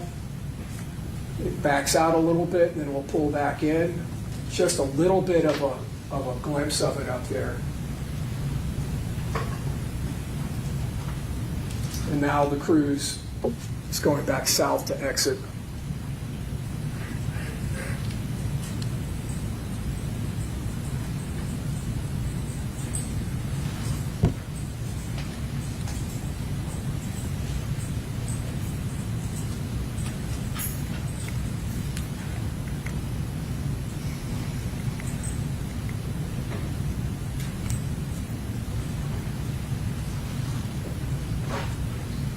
So this is going to be a combined conglomerate of videos from that ring video at the Gazebo Pond Drive unit of the Airbnb where the conspirators stay overnight. And as I said, on the 22nd, the only person that enters is Miss Andrews. You'll see the next set of videos coming from the following day. after these conspirators have gone back there and got some rest, and now they're preparing to leave to go back to Jacksonville, mission accomplished. And this is when you will see them getting sloppy. You will see Mr. Chance appear on this video. You will see Mr. Davion Murphy appear on the video. And you'll see Mr. Gathright appearing on the video.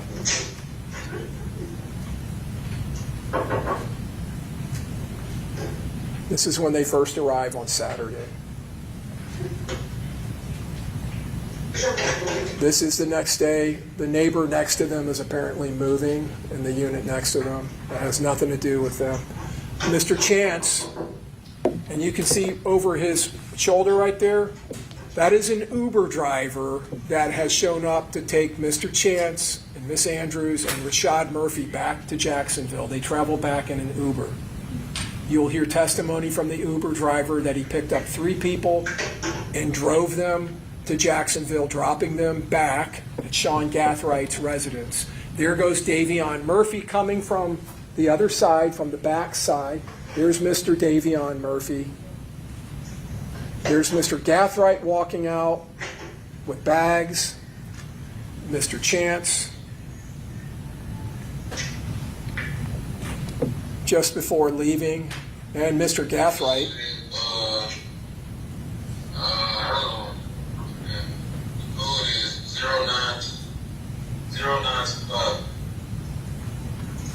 Getting the code from Mr. Chance to get back in. Now, you'll see Mr. Gathright go to the side. He'll leave in the Impala by himself. Davion Murphy drives the Chevy Cruze back to Jacksonville. So, all of them go back to Jacksonville except Sean Gathright. Mr. Gathright, again, picked up on a license plate reader. This time, well, this is the other one we looked at earlier where he's coming. But you can see now he's being picked up on the 23rd at 4:13 hours, eastbound I-4. He is going out I-4 to the east. And then you see below that, at 4:25 hours, southbound Florida 595 and C. Fred Jones Parkway in Polk County. He is traveling to his grandmother's house in Auburndale at Opal Avenue, Auburndale. Here's Mr. Gathright. He has parked the Chevy Impala and he's walking inside. You will also see him come out of the garage through another camera. He will start wiping down. This has been accelerated. He's wiping the car down. And he ends up switching cars with his grandmother, leaving the Impala there in Auburndale and taking a Toyota 4Runner. He drives the 4Runner to Orlando and then back to Jacksonville.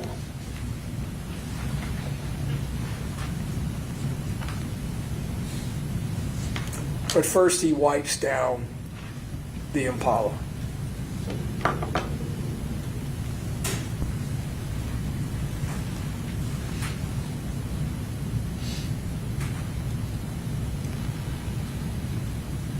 There's the 4Runner. The Impala is now inside the garage. Says goodbye to his grandmother. Everything's accelerated here, trying to save some time.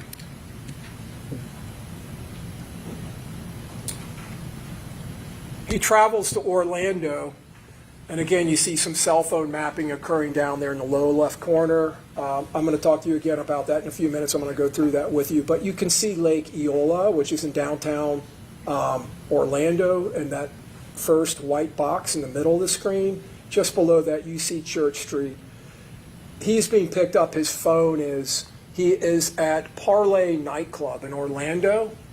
And he takes this picture of Don Julio and posts it. You'll also see some other images from that evening. He is there with other people and appears to be celebrating. This would be the night of the actual murder, and then it goes into the early morning hours of the 24th.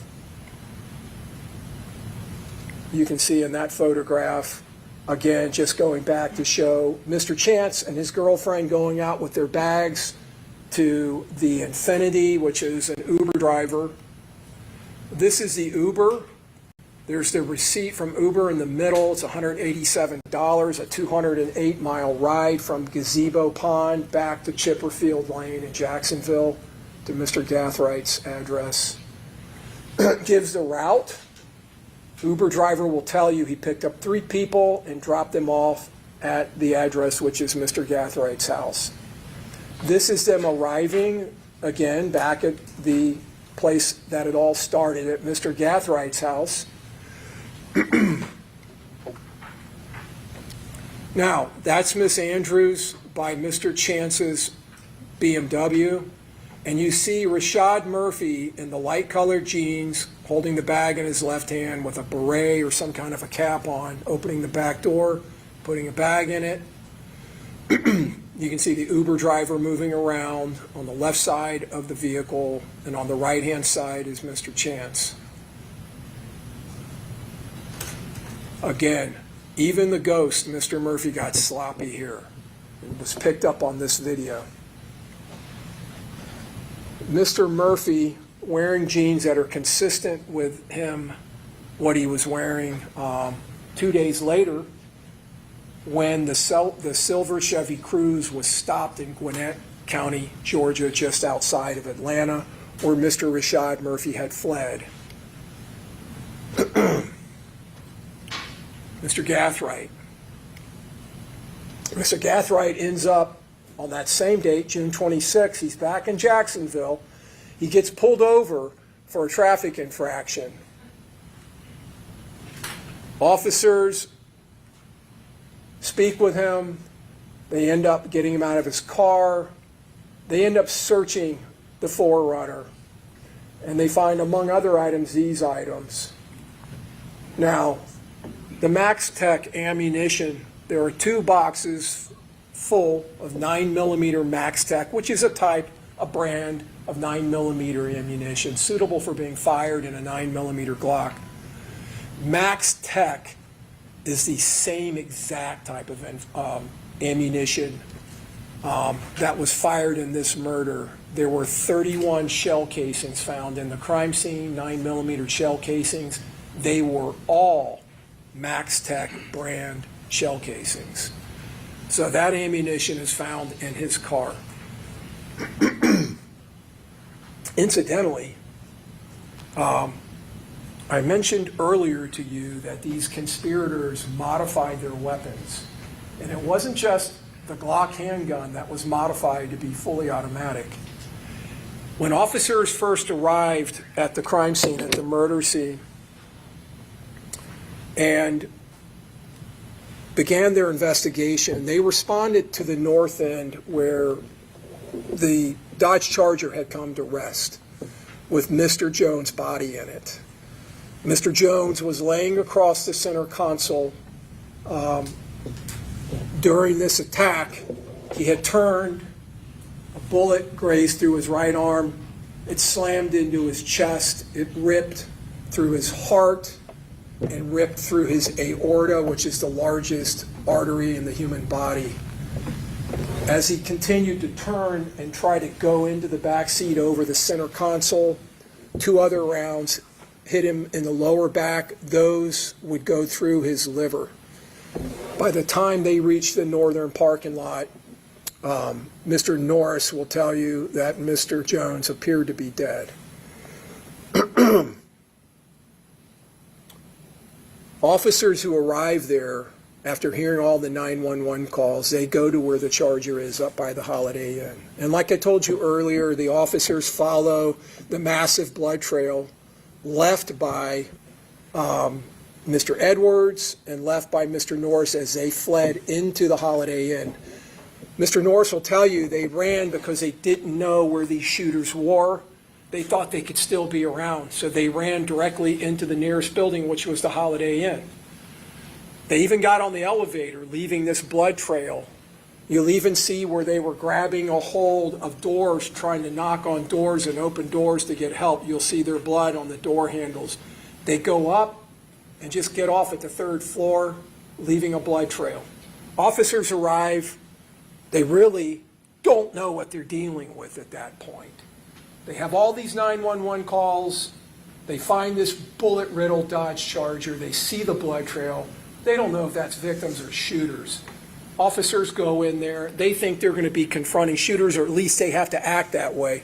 So they go into the hotel. They follow the blood trail. They go up to the third floor where they find Xavier Edwards and Mr. Norris laying on the ground with their wounds. And they start rendering aid. Other officers arrive and begin their investigation.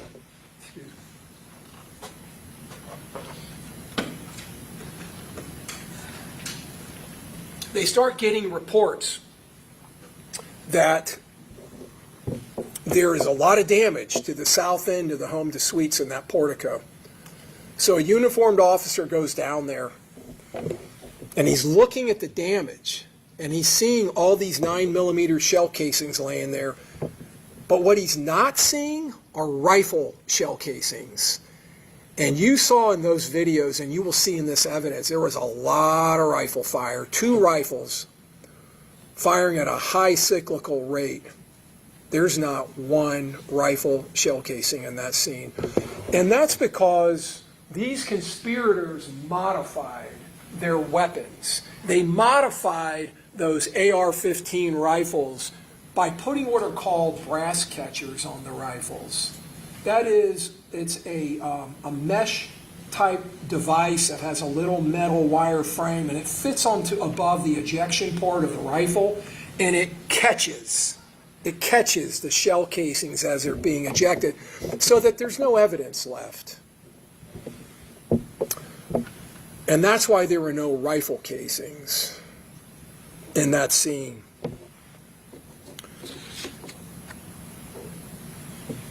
I want to talk real quick before I move forward into Mr. Gathrights stop there in Jacksonville about the attack that you've all seen now on video and have described to you. This evidence in this case will clearly show you that this was a collective orchestration of a collective intent, an intent based on malice and hatred. These shooters struck with suddenness and speed and overwhelming firepower. They brought not 2, but 3 shooters, 2 high-powered rifles, and a fully automatic handgun into a concentrated area, easily and rapidly establishing not fire superiority, but fire supremacy over the victim and his friends. Firing with absolute, you saw in that video, the evidence will show impunity, absolute disregard for anyone that may have been in the vicinity that they were firing in. The majority of the fire funneled directly into that Dodge Charger. But make no mistake about it, every single round that was fired that night, every one of them was dripping with the combined hatred and malice of all 4 of these defendants. All 4 of them.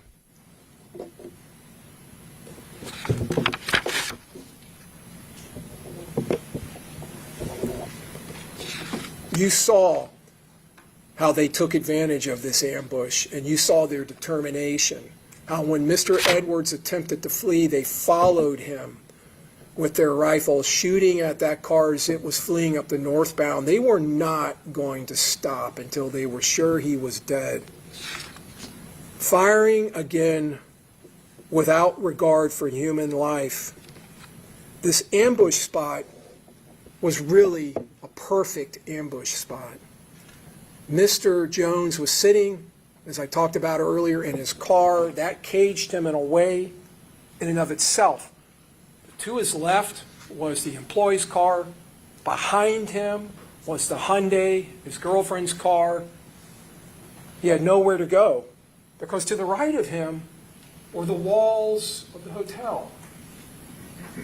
A hotel.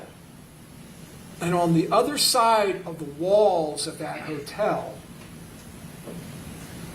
was concentrated, dense humanity.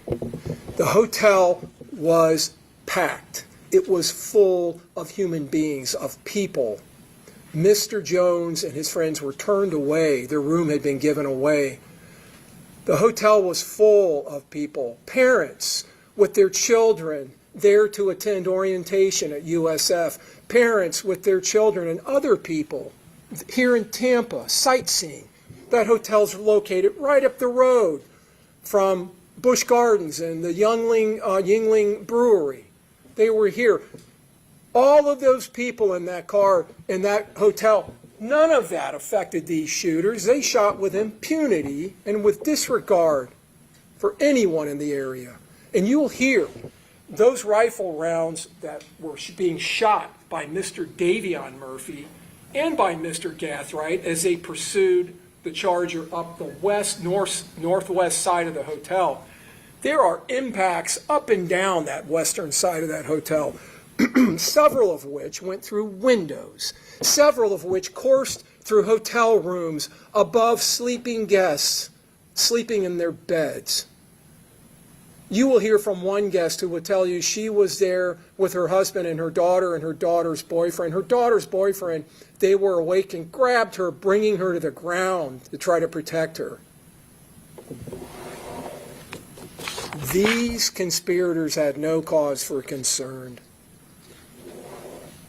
There was mass confusion caused by the surprise and this firepower. You saw the fleeing cars, the Hyundai and the Altima, crashing into each other and going in different directions. They didn't know what had hit them. Camilla Bentley gets shot in the arm. She flees southbound on McKinley. She goes to Advent, well, she drives a distance away, and then she goes back and picks up Tafa and Aaliyah Albrecht and her friends. And then they go to Advent Health where she's treated. Amani Turner, the victim's girlfriend, they're not from Tampa. They don't know where they are. She just gets out of there and goes south on McKinley. Somehow, she ends up going eastbound on Fowler, away from the hotel, and comes upon a USF Police Department traffic stop. They get out of the car, her and Mr. Howard, they make contact with the police, who can barely understand him because they're so frantic. They get back in their car, and they take off. The police try to follow them, but they are going so fast that it's hard for them to keep up. Miss Turner comes into, again, coming back to the west, the intersection of McKinley and Fowler. Instead of turning left and going south and going in the entrance that the conspirators took and Mr. Jones and them had taken initially, she just goes straight into the landscape. She goes over the curb, over the grass, over the bushes, into the parking lot, and ends up by the Dodge Charger in the north end of the parking lot. A TPD officer responding sees her doing that and follows her, not knowing what her involvement is. Mass confusion, but not confusion to these four conspirators because they simply slip away into the darkness of this confusion. They slip away and go back to their Airbnb where they hole up until they go back to Jacksonville. During this attack, I talked about there being fire supremacy, but I want you all to be assured in this evidence.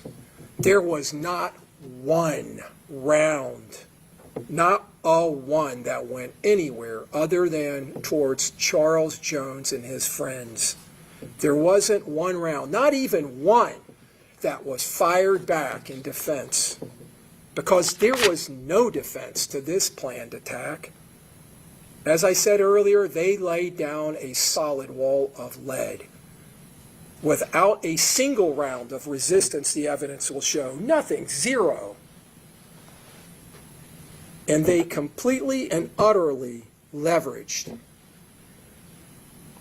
surprise, speed, and violence of action. Surprise, speed, and violence of action.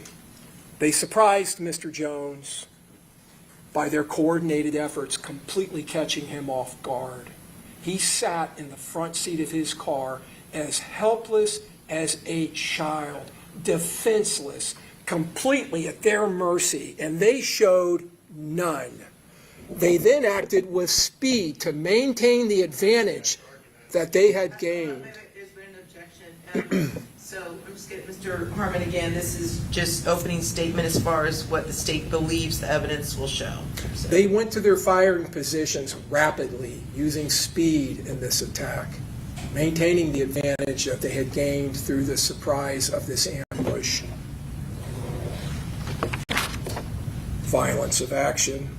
They brought overwhelming firepower. As I said, not one high-powered rifle, but two. Not a single shooter, three shooters, triangulating their fire. One, Davion Murphy, acting as a backup shooter, as a hedge against flight, which worked like a charm in this case because Mr. Edwards drove right in to that vortex of fire. These conspirators were taking no chances. Not this time. Charles Jones would not escape this attack. Now, going back to Mr. Gathride's traffic stop. So he has 2 boxes of ammunition. The brand matches the brand of the 9mm shell casings in the scene. There are a lot of brands you will hear from the firearms examiner and analyst who the state of Florida will call from the Florida Department of Law Enforcement's crime laboratory here in Tampa, an expert in firearms and tool mark analysis. She will tell you, and you will also hear from a detective, Bernardo de Jesus, who has a lot of expertise in Glock firearms, AR-15s, and the firearms industry as a whole, that there are many, many, many types of 9mm ammunition. Federal, Remington, Spear, CCI, Fiocchi, all kinds of brands. And out of all those brands, Mr. Gathright had MaxTech in his car. The same brand as the 9mm ammunition found, the shell casings that were left in the scene. He also had this box in that 4Runner, a box that was full of 5.56 NATO shell casings and 223 Remington shell casings, both of which can be fired, you will hear in the evidence, from a 5.56 caliber chambered rifle. They are both compatible with being fired. Now, in this investigation, you heard that this wasn't the first attempt on Charles Jones' life. 9 months earlier, when he was leaving his house at 6 in the morning, 6 hours after the murder of Antonio Tilley, attackers with high-powered rifles shot up his car when he pulled up to a stop sign. He was able to escape with his life. He had a leg wound. Incidentally, that bullet stayed in his body and was recovered from his leg during the autopsy in this case. But those attackers did not use brass catchers, and law enforcement collected several rifle shell casings in that scene. And they compared them to these shell casings from Mr. Gathride's 4Runner. And guess what? They were identified to each other as having been fired by the same rifle.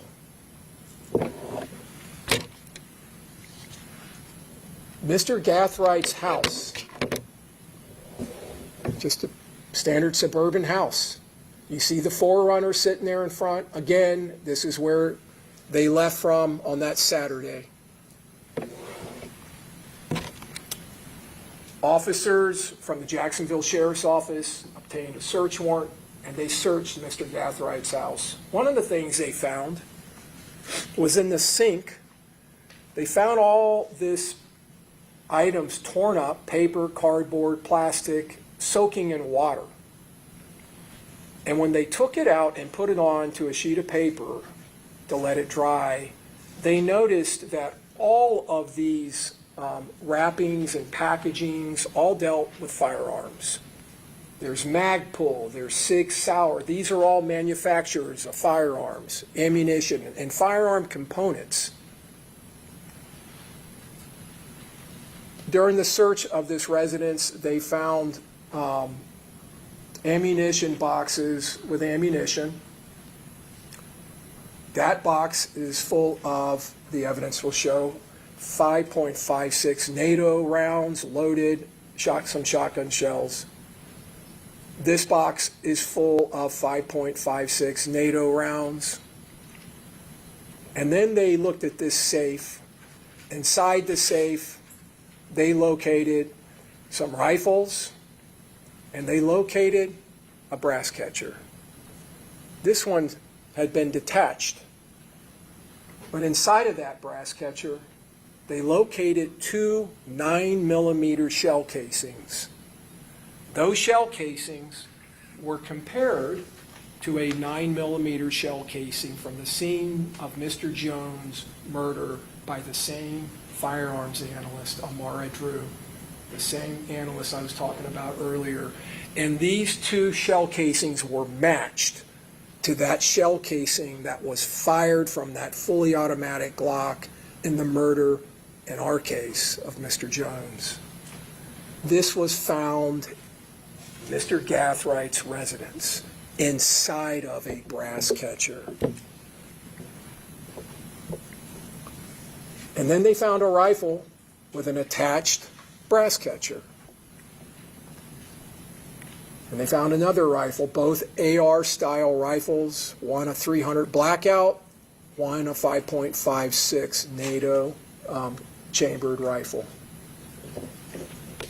They found magazines for 5.56, also can be utilized with .300 Blackout to run in an AR-15. That magazine, that's the top of the magazine where the bullets feed into the gun, that is 5.56 ammunition.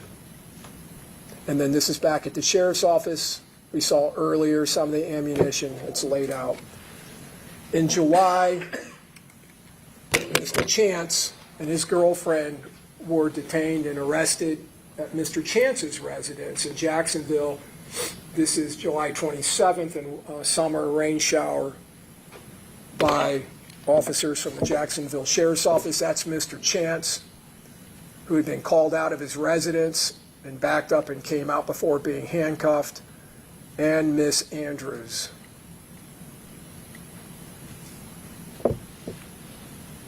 We saw this earlier with Mr. Chance.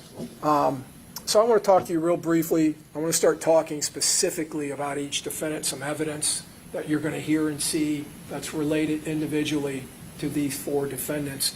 But first, you will see in the evidence there was a lot of what's called cell phone mapping, where the historical use of a cell phone is looked into and investigated.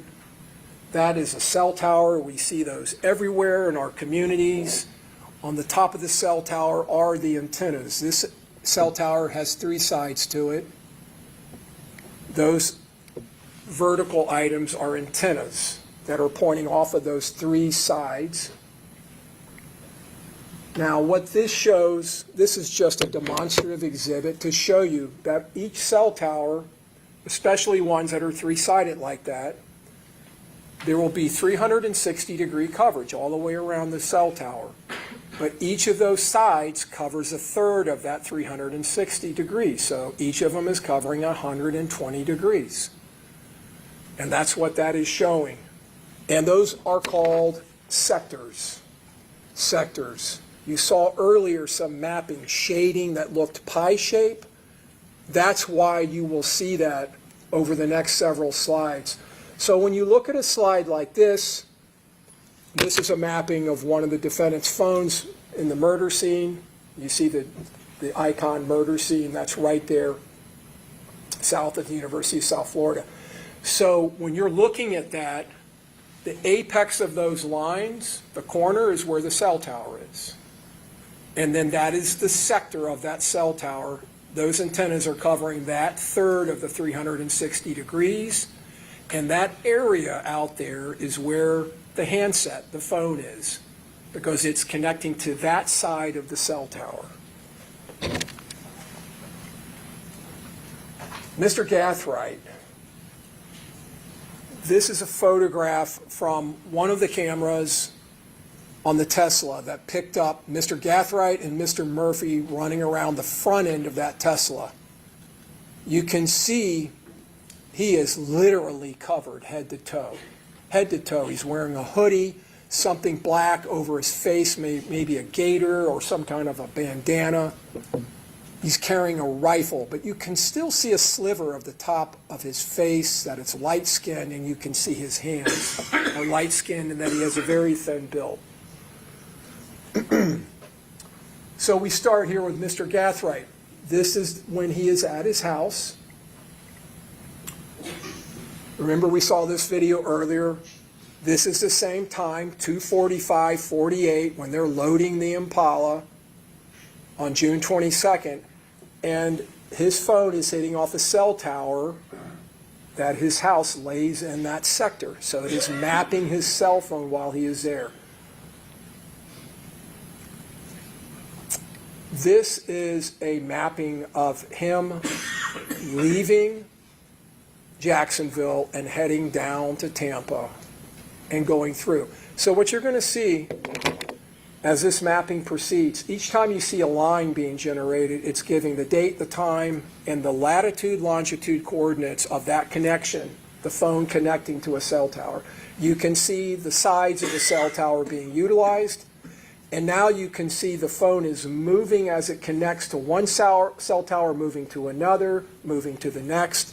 So it demonstrates movement of the cell phone. Now he is heading down past, you see Gainesville. Soon you'll see him getting off of 301 onto 75 South. He's going down through Ocala,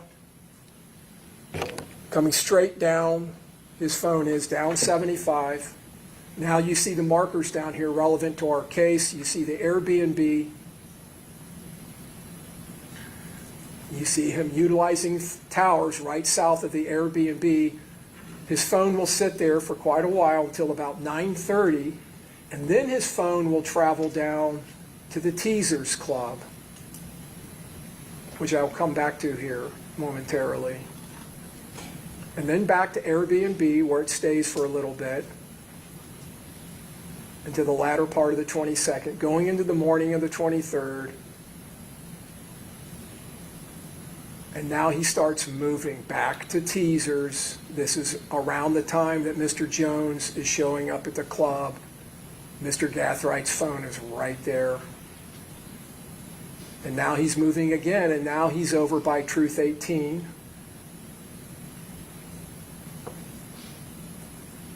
And now his phone is tracking. You'll see it start tracking away from Truth 18,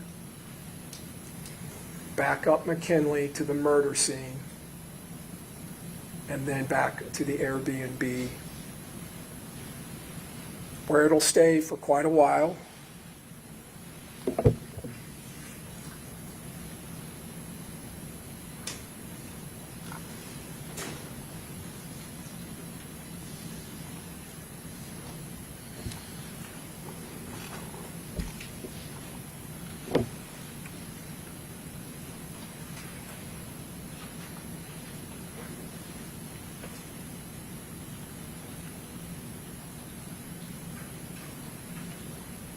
Now he tracks eastbound across I-4,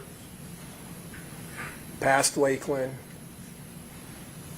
over into Polk County, to Auburndale.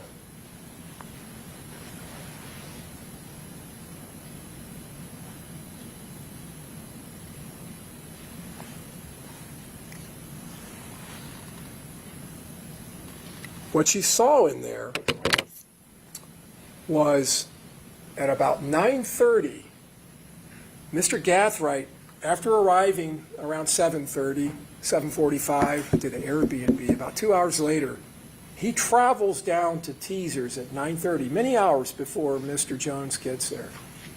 He's casing teasers. He's checking the lay of the land at teasers. And you're going to hear in the evidence that he is searching for Mr. Jones, looking and monitoring. Okay, again, Mr. Harmon, just a reminder that this is the evidence that the state believes you will show, okay? Yes, the evidence will show that during this time period, Mr. Gathright is searching online for Mr. Jones. He is seeing the postings on Instagram, but again, that requires him to DM Mr. Jones to get his address. They're trying to locate Mr. Jones. So here is his cell phone hitting at teasers at 9:35. He has left the Airbnb. Now he heads back to the Airbnb around 10:30, 10:40.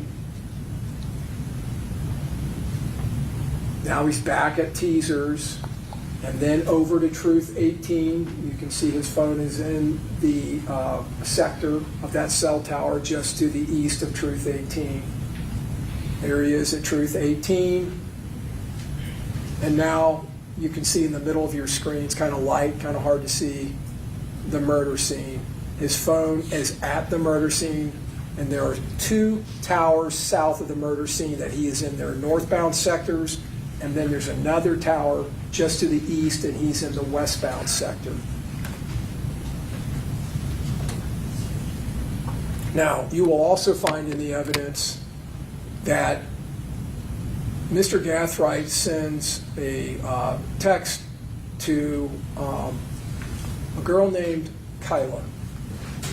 And he says on the top, I need you all to text Fat Boy. He sends this around 12:32. All right? Fat Boy is Xavier Edwards. I need you to text him. Kyla texts back, about what? He texts back, sis, I need you to text Fat Boy. Tell him you trying to pull up about trying to see him tonight. She texts back, he know I'm gone. Him while I'm out. Then he texts Kyla back. He in Tampa. But make it seem like you know he there. He had a B&B with 6. That's Mr. Jones, Mr. 6. Be like, I can't remember, what is it? Where are you at? Be like where you at, I want to pull up, I'm drunk, and you trying to F. And then he texts her, never mind, in VO. Then she texts back, still before 1 o'clock a.m. on the 23rd, who B&B? 6. That's Mr. Jones. Fools. Mr. Jones, Foolio. It's his B-Day and Fat Boy with him. Xavier Edwards. Mr. Gathwright's trying to locate, the evidence will show, clearly trying to locate Mr. Jones on the night of his murder. She texts back, not here in JX, Jacksonville. Nah, they in Tampa. She says, what? But play like you know it. Then she says, Fat Boy going to Beezer's tonight or some shit like that. Beezer's, teasers. So she has communicated with him. Is he there yet? He wants to know at 1:25, and she says no. So he is utilizing this girl, Kyla, to contact Xavier Edwards to get information on the whereabouts of Charles Jones within hours of his murder. Now, Mr. Gathright is receiving messages from Alicia Andrews' phone, which is saved in his account under the name Bron, B-R-O-N, at 2 o'clock in the morning, around the time that they're at Teasers. Your Honor, can we approach briefly? Sure. Left hand, you will find in the evidence Mr. Rashad Murphy is left-handed, his dominant hand. You can see the extended magazine sticking up just to his lower back on the outside, covered head to toe. Now, on June 21st of 24, the Friday night at 10:24, 22:24, Mr. Murphy was shopping at a Walmart in Jacksonville. I think we can get some video here. He is holding a phone in his right hand that has a pink case. He's walking around. You can see the clothing he is wearing, the positioning of the belt and the type of belt. He is wearing boots, all of which look similar to the clothing being worn on the lower body of the Glock shooter, both going on the lower middle and coming back from the shooting scene. You can see in the video in the top middle photo there is some type of an issue, a cut or something in the left knee area of the pants. But anyways, that phone, when Mr. Murphy leaves Tampa in the Uber and goes back to Jacksonville, the same Uber with Mr. Chance and Miss Andrews, he doesn't stay in Jacksonville. That's not far enough away. He flees the state of Florida. He flees into the state of Georgia, up to Atlanta, and is stopped on the 26th by Gwinnett County PD, who pick up his vehicle, the same car that was being utilized by Mr. Chance as the tracking spotter car, the surveillance car, the Chevy Cruze, the car that belonged to his brother's baby mama. It is picked up on an LPR flock system that Gwinnett County contracts with them. Officers from Gwinnett County start searching the area, and they come upon a hotel where there is flock activity, LPR activity. They stay in that area in the early morning hours of the 26th, and they end up encountering Mr. Murphy returning to the hotel in that cruise just around daybreak. He pulls into a spot. A Gwinnett County PD cruiser pulls up behind him. You will hear from that officer. You will see his body-worn camera as he exits the car, taking into account why this car is a suspect car. He draws his firearm and points it at Mr. Murphy, who is exiting the car, ordering him to show him his hands, and instead Mr. Murphy turns and runs and flees around the corner of the hotel. The uniformed officer gives pursuit on foot. You will see the video.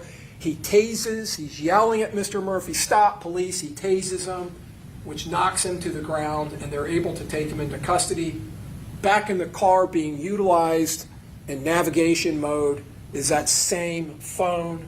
It is a phone that this defendant shares with Charmaine Steiger, and it is a phone that he left in Jacksonville.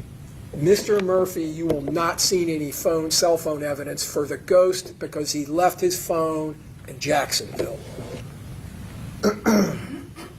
You can see Mr. Murphy's head poking up between the palm trees just before the attack. On the left, you see Mr. Murphy in custody in Gwinnett County. He is accompanied by Charmaine Steiger, his girlfriend, and the mother, I believe, of his children. They had booked into a hotel. He's wearing the same jeans that he's wearing in the driveway of the Gathright residence, Mr. Gathrit's residence, when they came back in the Uber, but that's really not, I don't believe, going to be in dispute that is him in the driveway. This is the close-up of the reservation being made with the Airbnb at Lagoon. Hello, Rashad. Thank you for your reservation. It goes through confirming your reservation at Lagoon Oasis, staying from June 22nd to the 24th. And you can see that reservation is being made. If you can see just at the bottom there, 3:58 a.m., early morning. He's asked to forward his driver's license. These are found inside of that phone that is collected in Gwinnett County. You'll hear from Gwinnett County officers that they conducted a search of this phone. And you can see there those images of the DL, his DL or ID card being sent on June 22nd. about 8 o'clock in the morning, 4 in the morning. Let me see. Yes, 4 in the morning, because that's 8 o'clock UTC, so that would be 4 a.m. Eastern Daylight Time. These images were located to the left in the phone, photographs taken of his leg and his feet showing footwear that appears to be the same type of footwear that the Glock shooter is wearing in the crime scene. On June 23rd of 2024 at around noon, Mr. Murphy posts this to his Instagram account under Ghost187. Prosper and Junior, G-Day today, which you will hear from gang detectives, G-Day is Get Back Day today. Prosper, he puts down 187 babies. Prosper and Junior were individuals who were shot several years prior. They were members of a predecessor gang that became 1200, and that is an homage to them. The state would prove to you in its evidence just after the murder of Mr. Jones. Gerard Adams, going back to that murder that occurred in August of 18, Mr. Adams is a blood cousin of both of the Murphys, Davion and Rashad.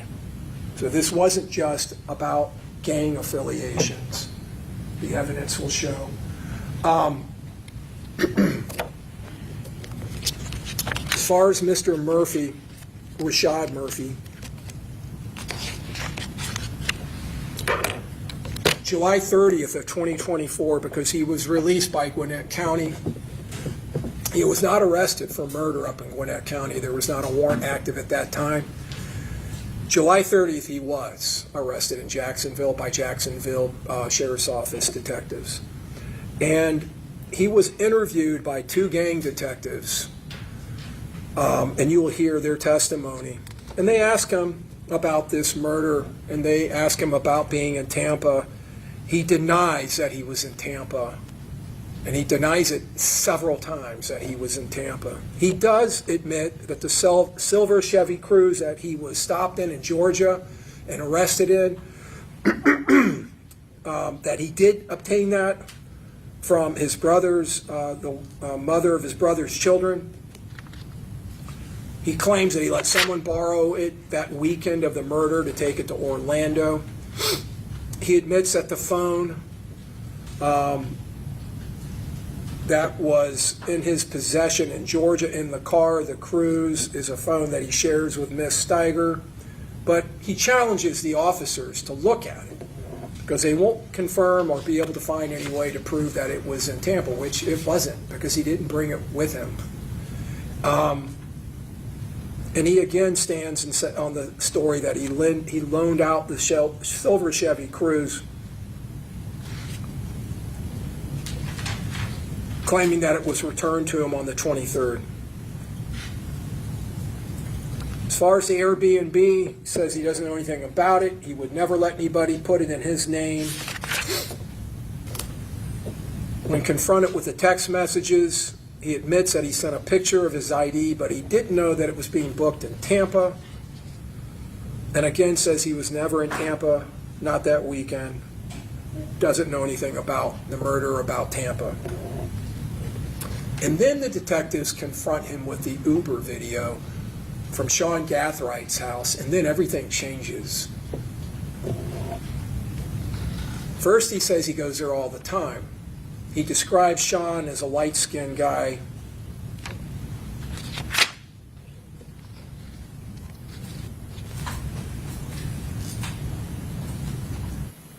Then he admits that he put the Airbnb in his name, but keeps denying he went to Tampa. Then the detectives step out of the interview room for a while. Meanwhile, Rashad Murphy there's a blanket in there to keep him warm, puts it over his head, lays his head on the table for a while. They come back in and he still tells them he wasn't in Tampa. Then he claims he was physically in Tampa that week, and he changes his story. He's seen the Uber video. He says early that morning of the 23rd, he and another guy who the detectives investigate and find is a deceased person traveled to Tampa in some old car. He wasn't even here for 2 hours. He does mention that he went in the back door of a residence. And then he says he hopped in the Uber, just hopped in and came straight back to Jacksonville in an Uber.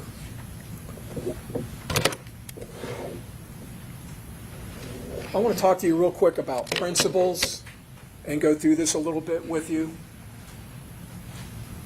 If a defendant helps another person or persons commit or attempt to commit a crime, the defendant is a principal and must be treated as if he had done all the things the other persons did if the state proves beyond a reasonable doubt that he intended that the crime occur and that he did some act or said something, anything, that was intended to and did either incite his co-defendants, cause them, or encourage them, or assist them, or advise them to actually commit or attempt to commit a crime.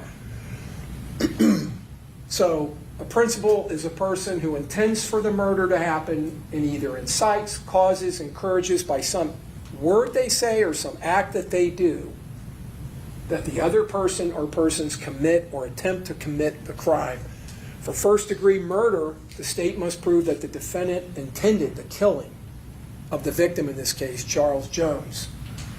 It's not necessary for a principal to know every detail of how a first-degree murder will be committed, as long as that person intended that it be committed and did some act or said something that was intended to help or did help the murder to occur. But almost most importantly, a principal does not have to be present when the crime is committed. They don't have to be present when the crime is committed. If the defendant is found to be a principal, he is legally responsible and accountable for everything that his co-defendants did.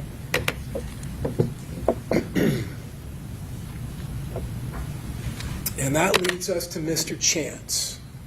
Mr. Chance, along with his girlfriend, were in the car that was tracking, following, and surveilling Mr. Jones, and again, providing real-time information as to his whereabouts and location, even with the type of coordination that as the victim is exiting Teasers, the Impala comes right there within a minute and pulls into the parking lot from a completely opposite direction. This is his mapping. It maps him going all the way down from Gathrigh's house, all the way down to the Airbnb, and it's the same kind of mapping sequence that we saw with Mr. Gathright, but instead of going to Auburndale and Orlando, it tracks him back in that Uber going back north.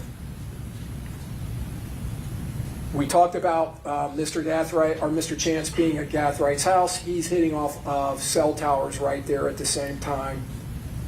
Again, hitting off cell towers, so we know he's there. His phone is hitting off of the tower just south of the Airbnb at the same time on the 22nd that his girlfriend is seen at the front door. He also, you will see in this cell tower mapping, goes to the area of Teasers around 9:30 and is there for over an hour. You can see here the cell tower that his phone is utilizing by Teasers. When he's at Teasers at 2:30 in the morning with Miss Andrews, on the video, his phone is hitting off the tower. This cell phone tower is hitting near Hillsborough and 15th at the same time that the Chevy Cruze is being picked up on a license plate reader at 15th Street in Hillsborough. You will see a lot of overlapping in the state's evidence. And then the murder scene. When the Chevy Cruze is in the murder scene, Mr. Chance's cell phone is utilizing towers just to the south of the murder scene. When the Cruze is right there by Home to Suites, right before the murder, again, using that tower just to the south of the murder scene. And then he's back at the Airbnb mapped there at around 3:08, which is around the time the Uber left. His phone is in contact with Miss Andrews' phone. His phone is in contact with Mr. Gathright's phone. His phone is in contact with Davion Murphy's phone. And his phone is in contact on the 20th of June, a couple of days before they left with Rashad Murphy, Charmaine Steiger's phone. And on June 23rd at 10:29 a.m., just hours after the death of Charles Jones, he posts this to his Instagram account, a photograph of Mr. Chance, and the person giving the bird there on the other side of the car is Antonio Tilley, who we know is a dead, or not a dead ops, but is a member of their gang that was murdered. Mr. Chance, see if I can do it, giving the 1200 gang sign. There will be many other images of him throwing gang signs. This was found in his house during a search warrant. Bully down. That is talking about the 6-block bully gang. Miss Andrews' phone maps pretty much consistently all the way through with Mr.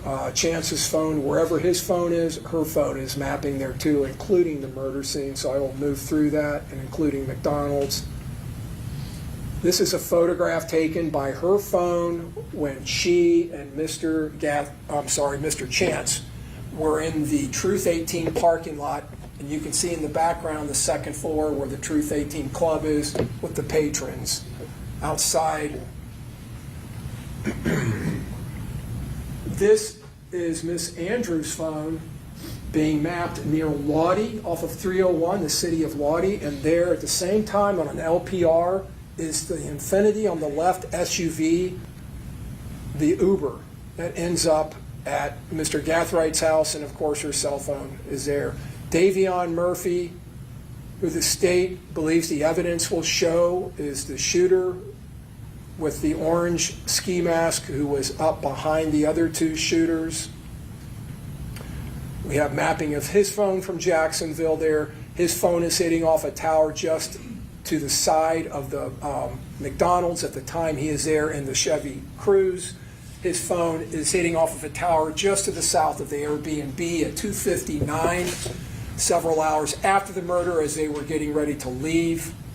And then his phone is hitting off of a tower near Lake Butler, Florida, just northeast of Gainesville, at the same time that it is being picked up on an LPR right there at Main Street in Lake Butler, Florida.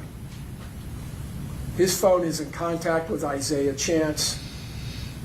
Mr. Murphy is the biggest, heaviest one of these defendants, just like the shooter who takes the rearward position in this attack.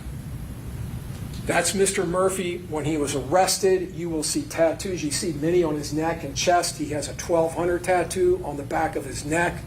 He has the name of people from 1200 who have been murdered tattooed on his body. And in this video, you will clearly see in the evidence Mr. Davion Murphy taking full credit for his role in this shooting.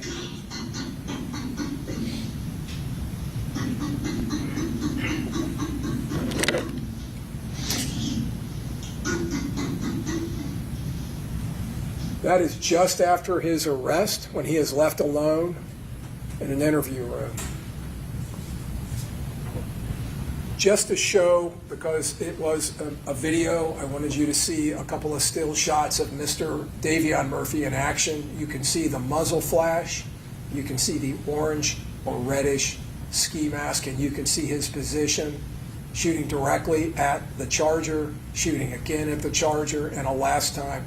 And there's Mr. Gathright on the bottom, following Mr. Edwards and the charger and Mr. Jones. And then Mr. Murphy returning, being caught on the Tesla video. Now, this is a X-application chat room, for lack of a better term. You see several icons on that black screen. Those are all people that are in this chat room. The victim is present under the name ESPN 98. That is Julio Foolio, Charles Jones. That would be in the upper right of those icons. And just so you all understand what you're going to hear is that all of these people in this chat room can talk at the same time. You're going to hear a lot of overlapping. You're going to hear a lot of young ladies talking. But you will clearly hear Charles Jones talking, and you will clearly hear Gutta Man, you can see his name on there, Mr. Chance, talking. They are arguing, and you will clearly hear Mr. Chance say, "Hey, Foolio, your foot okay, cuz? Your foot okay?" This is June 6th. This is June 6th of 2024, 9 months after Mr. Charles Jones was shot in his lower leg in Jacksonville. A shooting where there were shell casings scientifically linked to defendant Gathright, Mr. Chance's friend. And you will hear Mr. Jones reply to him if you listen. Hey,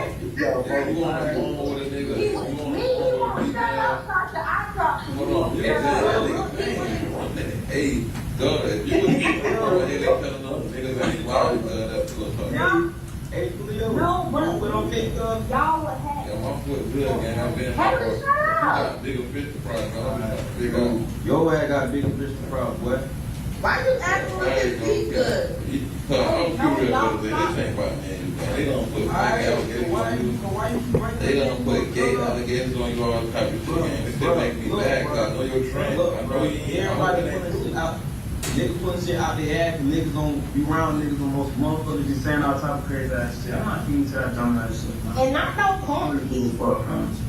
Like, I ain't mad about that shit, cause like the shit ain't true. So why the fuck like get mad about that shit? It's just like the little creep shit and like the other shit. Like, damn, better man creep now? That shit crazy. Alright, cool.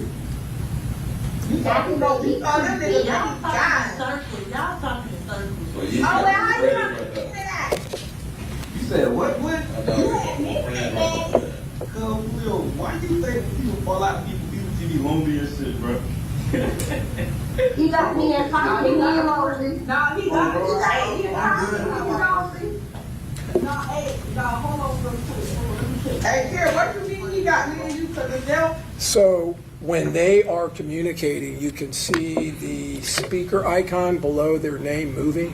So anyways, you may have to listen to it a couple of times in the evidence, but you can clearly hear Gutta Man, defendant Chance, say, "Hey, Foolio," I think he says, "Hey, Foolio, your foot okay, cuz?" And he says, "Yeah, my foot okay. I got bigger fish to fry." And then they start going back and forth. And Mr. Jones was already making comments calling him Gutta Man or Gutta before that.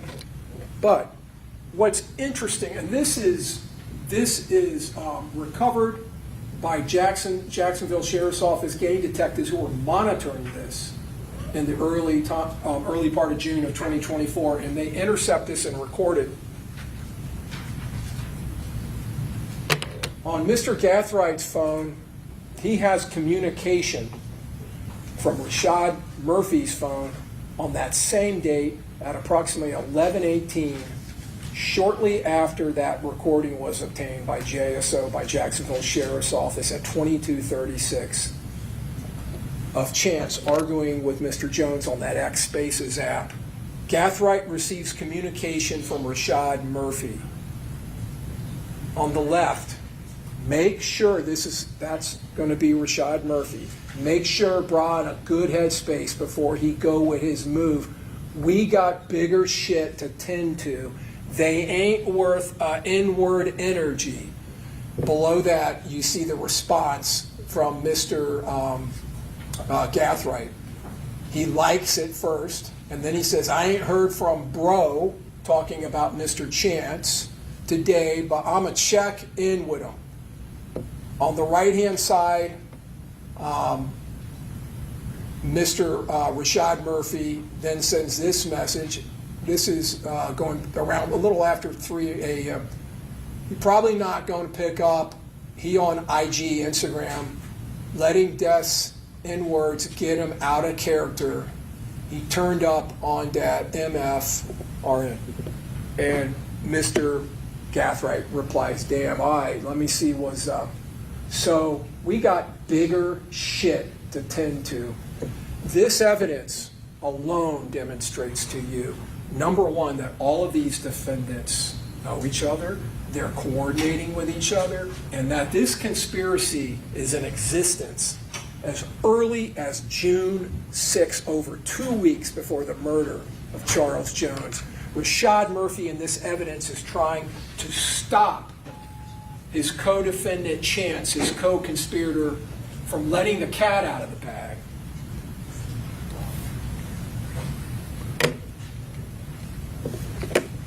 The evidence in this case will show you all, in this conspiracy and this murder, there was no cold feet. Nobody had cold feet. There was no hesitation. There was absolutely zero, nada, mercy shown to Charles Jones or his friends. What the evidence will show you in this trial is a cold-blooded, premeditated execution.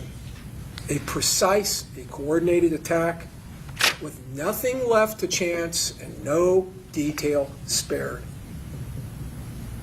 The state's evidence in this case is going to reach back to the early morning darkness of June 23rd, 2024, and we are going to drag that conspiracy out of that darkness and into the bright lights of this courtroom for you, all of you, and everyone to see its wicked and vile nature, to see the malice, and to see the premeditation. For Charles Jones, there were no more birthdays. All that was left was a funeral. The state's evidence will prove to each and every one of you, beyond any doubt, we had a lot of discussions about proof beyond a reasonable doubt. We're going to prove this case to you beyond any doubt. There's not going to be any doubt. The evidence in this case will convince each of you. You will know, and it'll be crystal clear to you, that all four of these defendants conspired and murdered Charles Jones.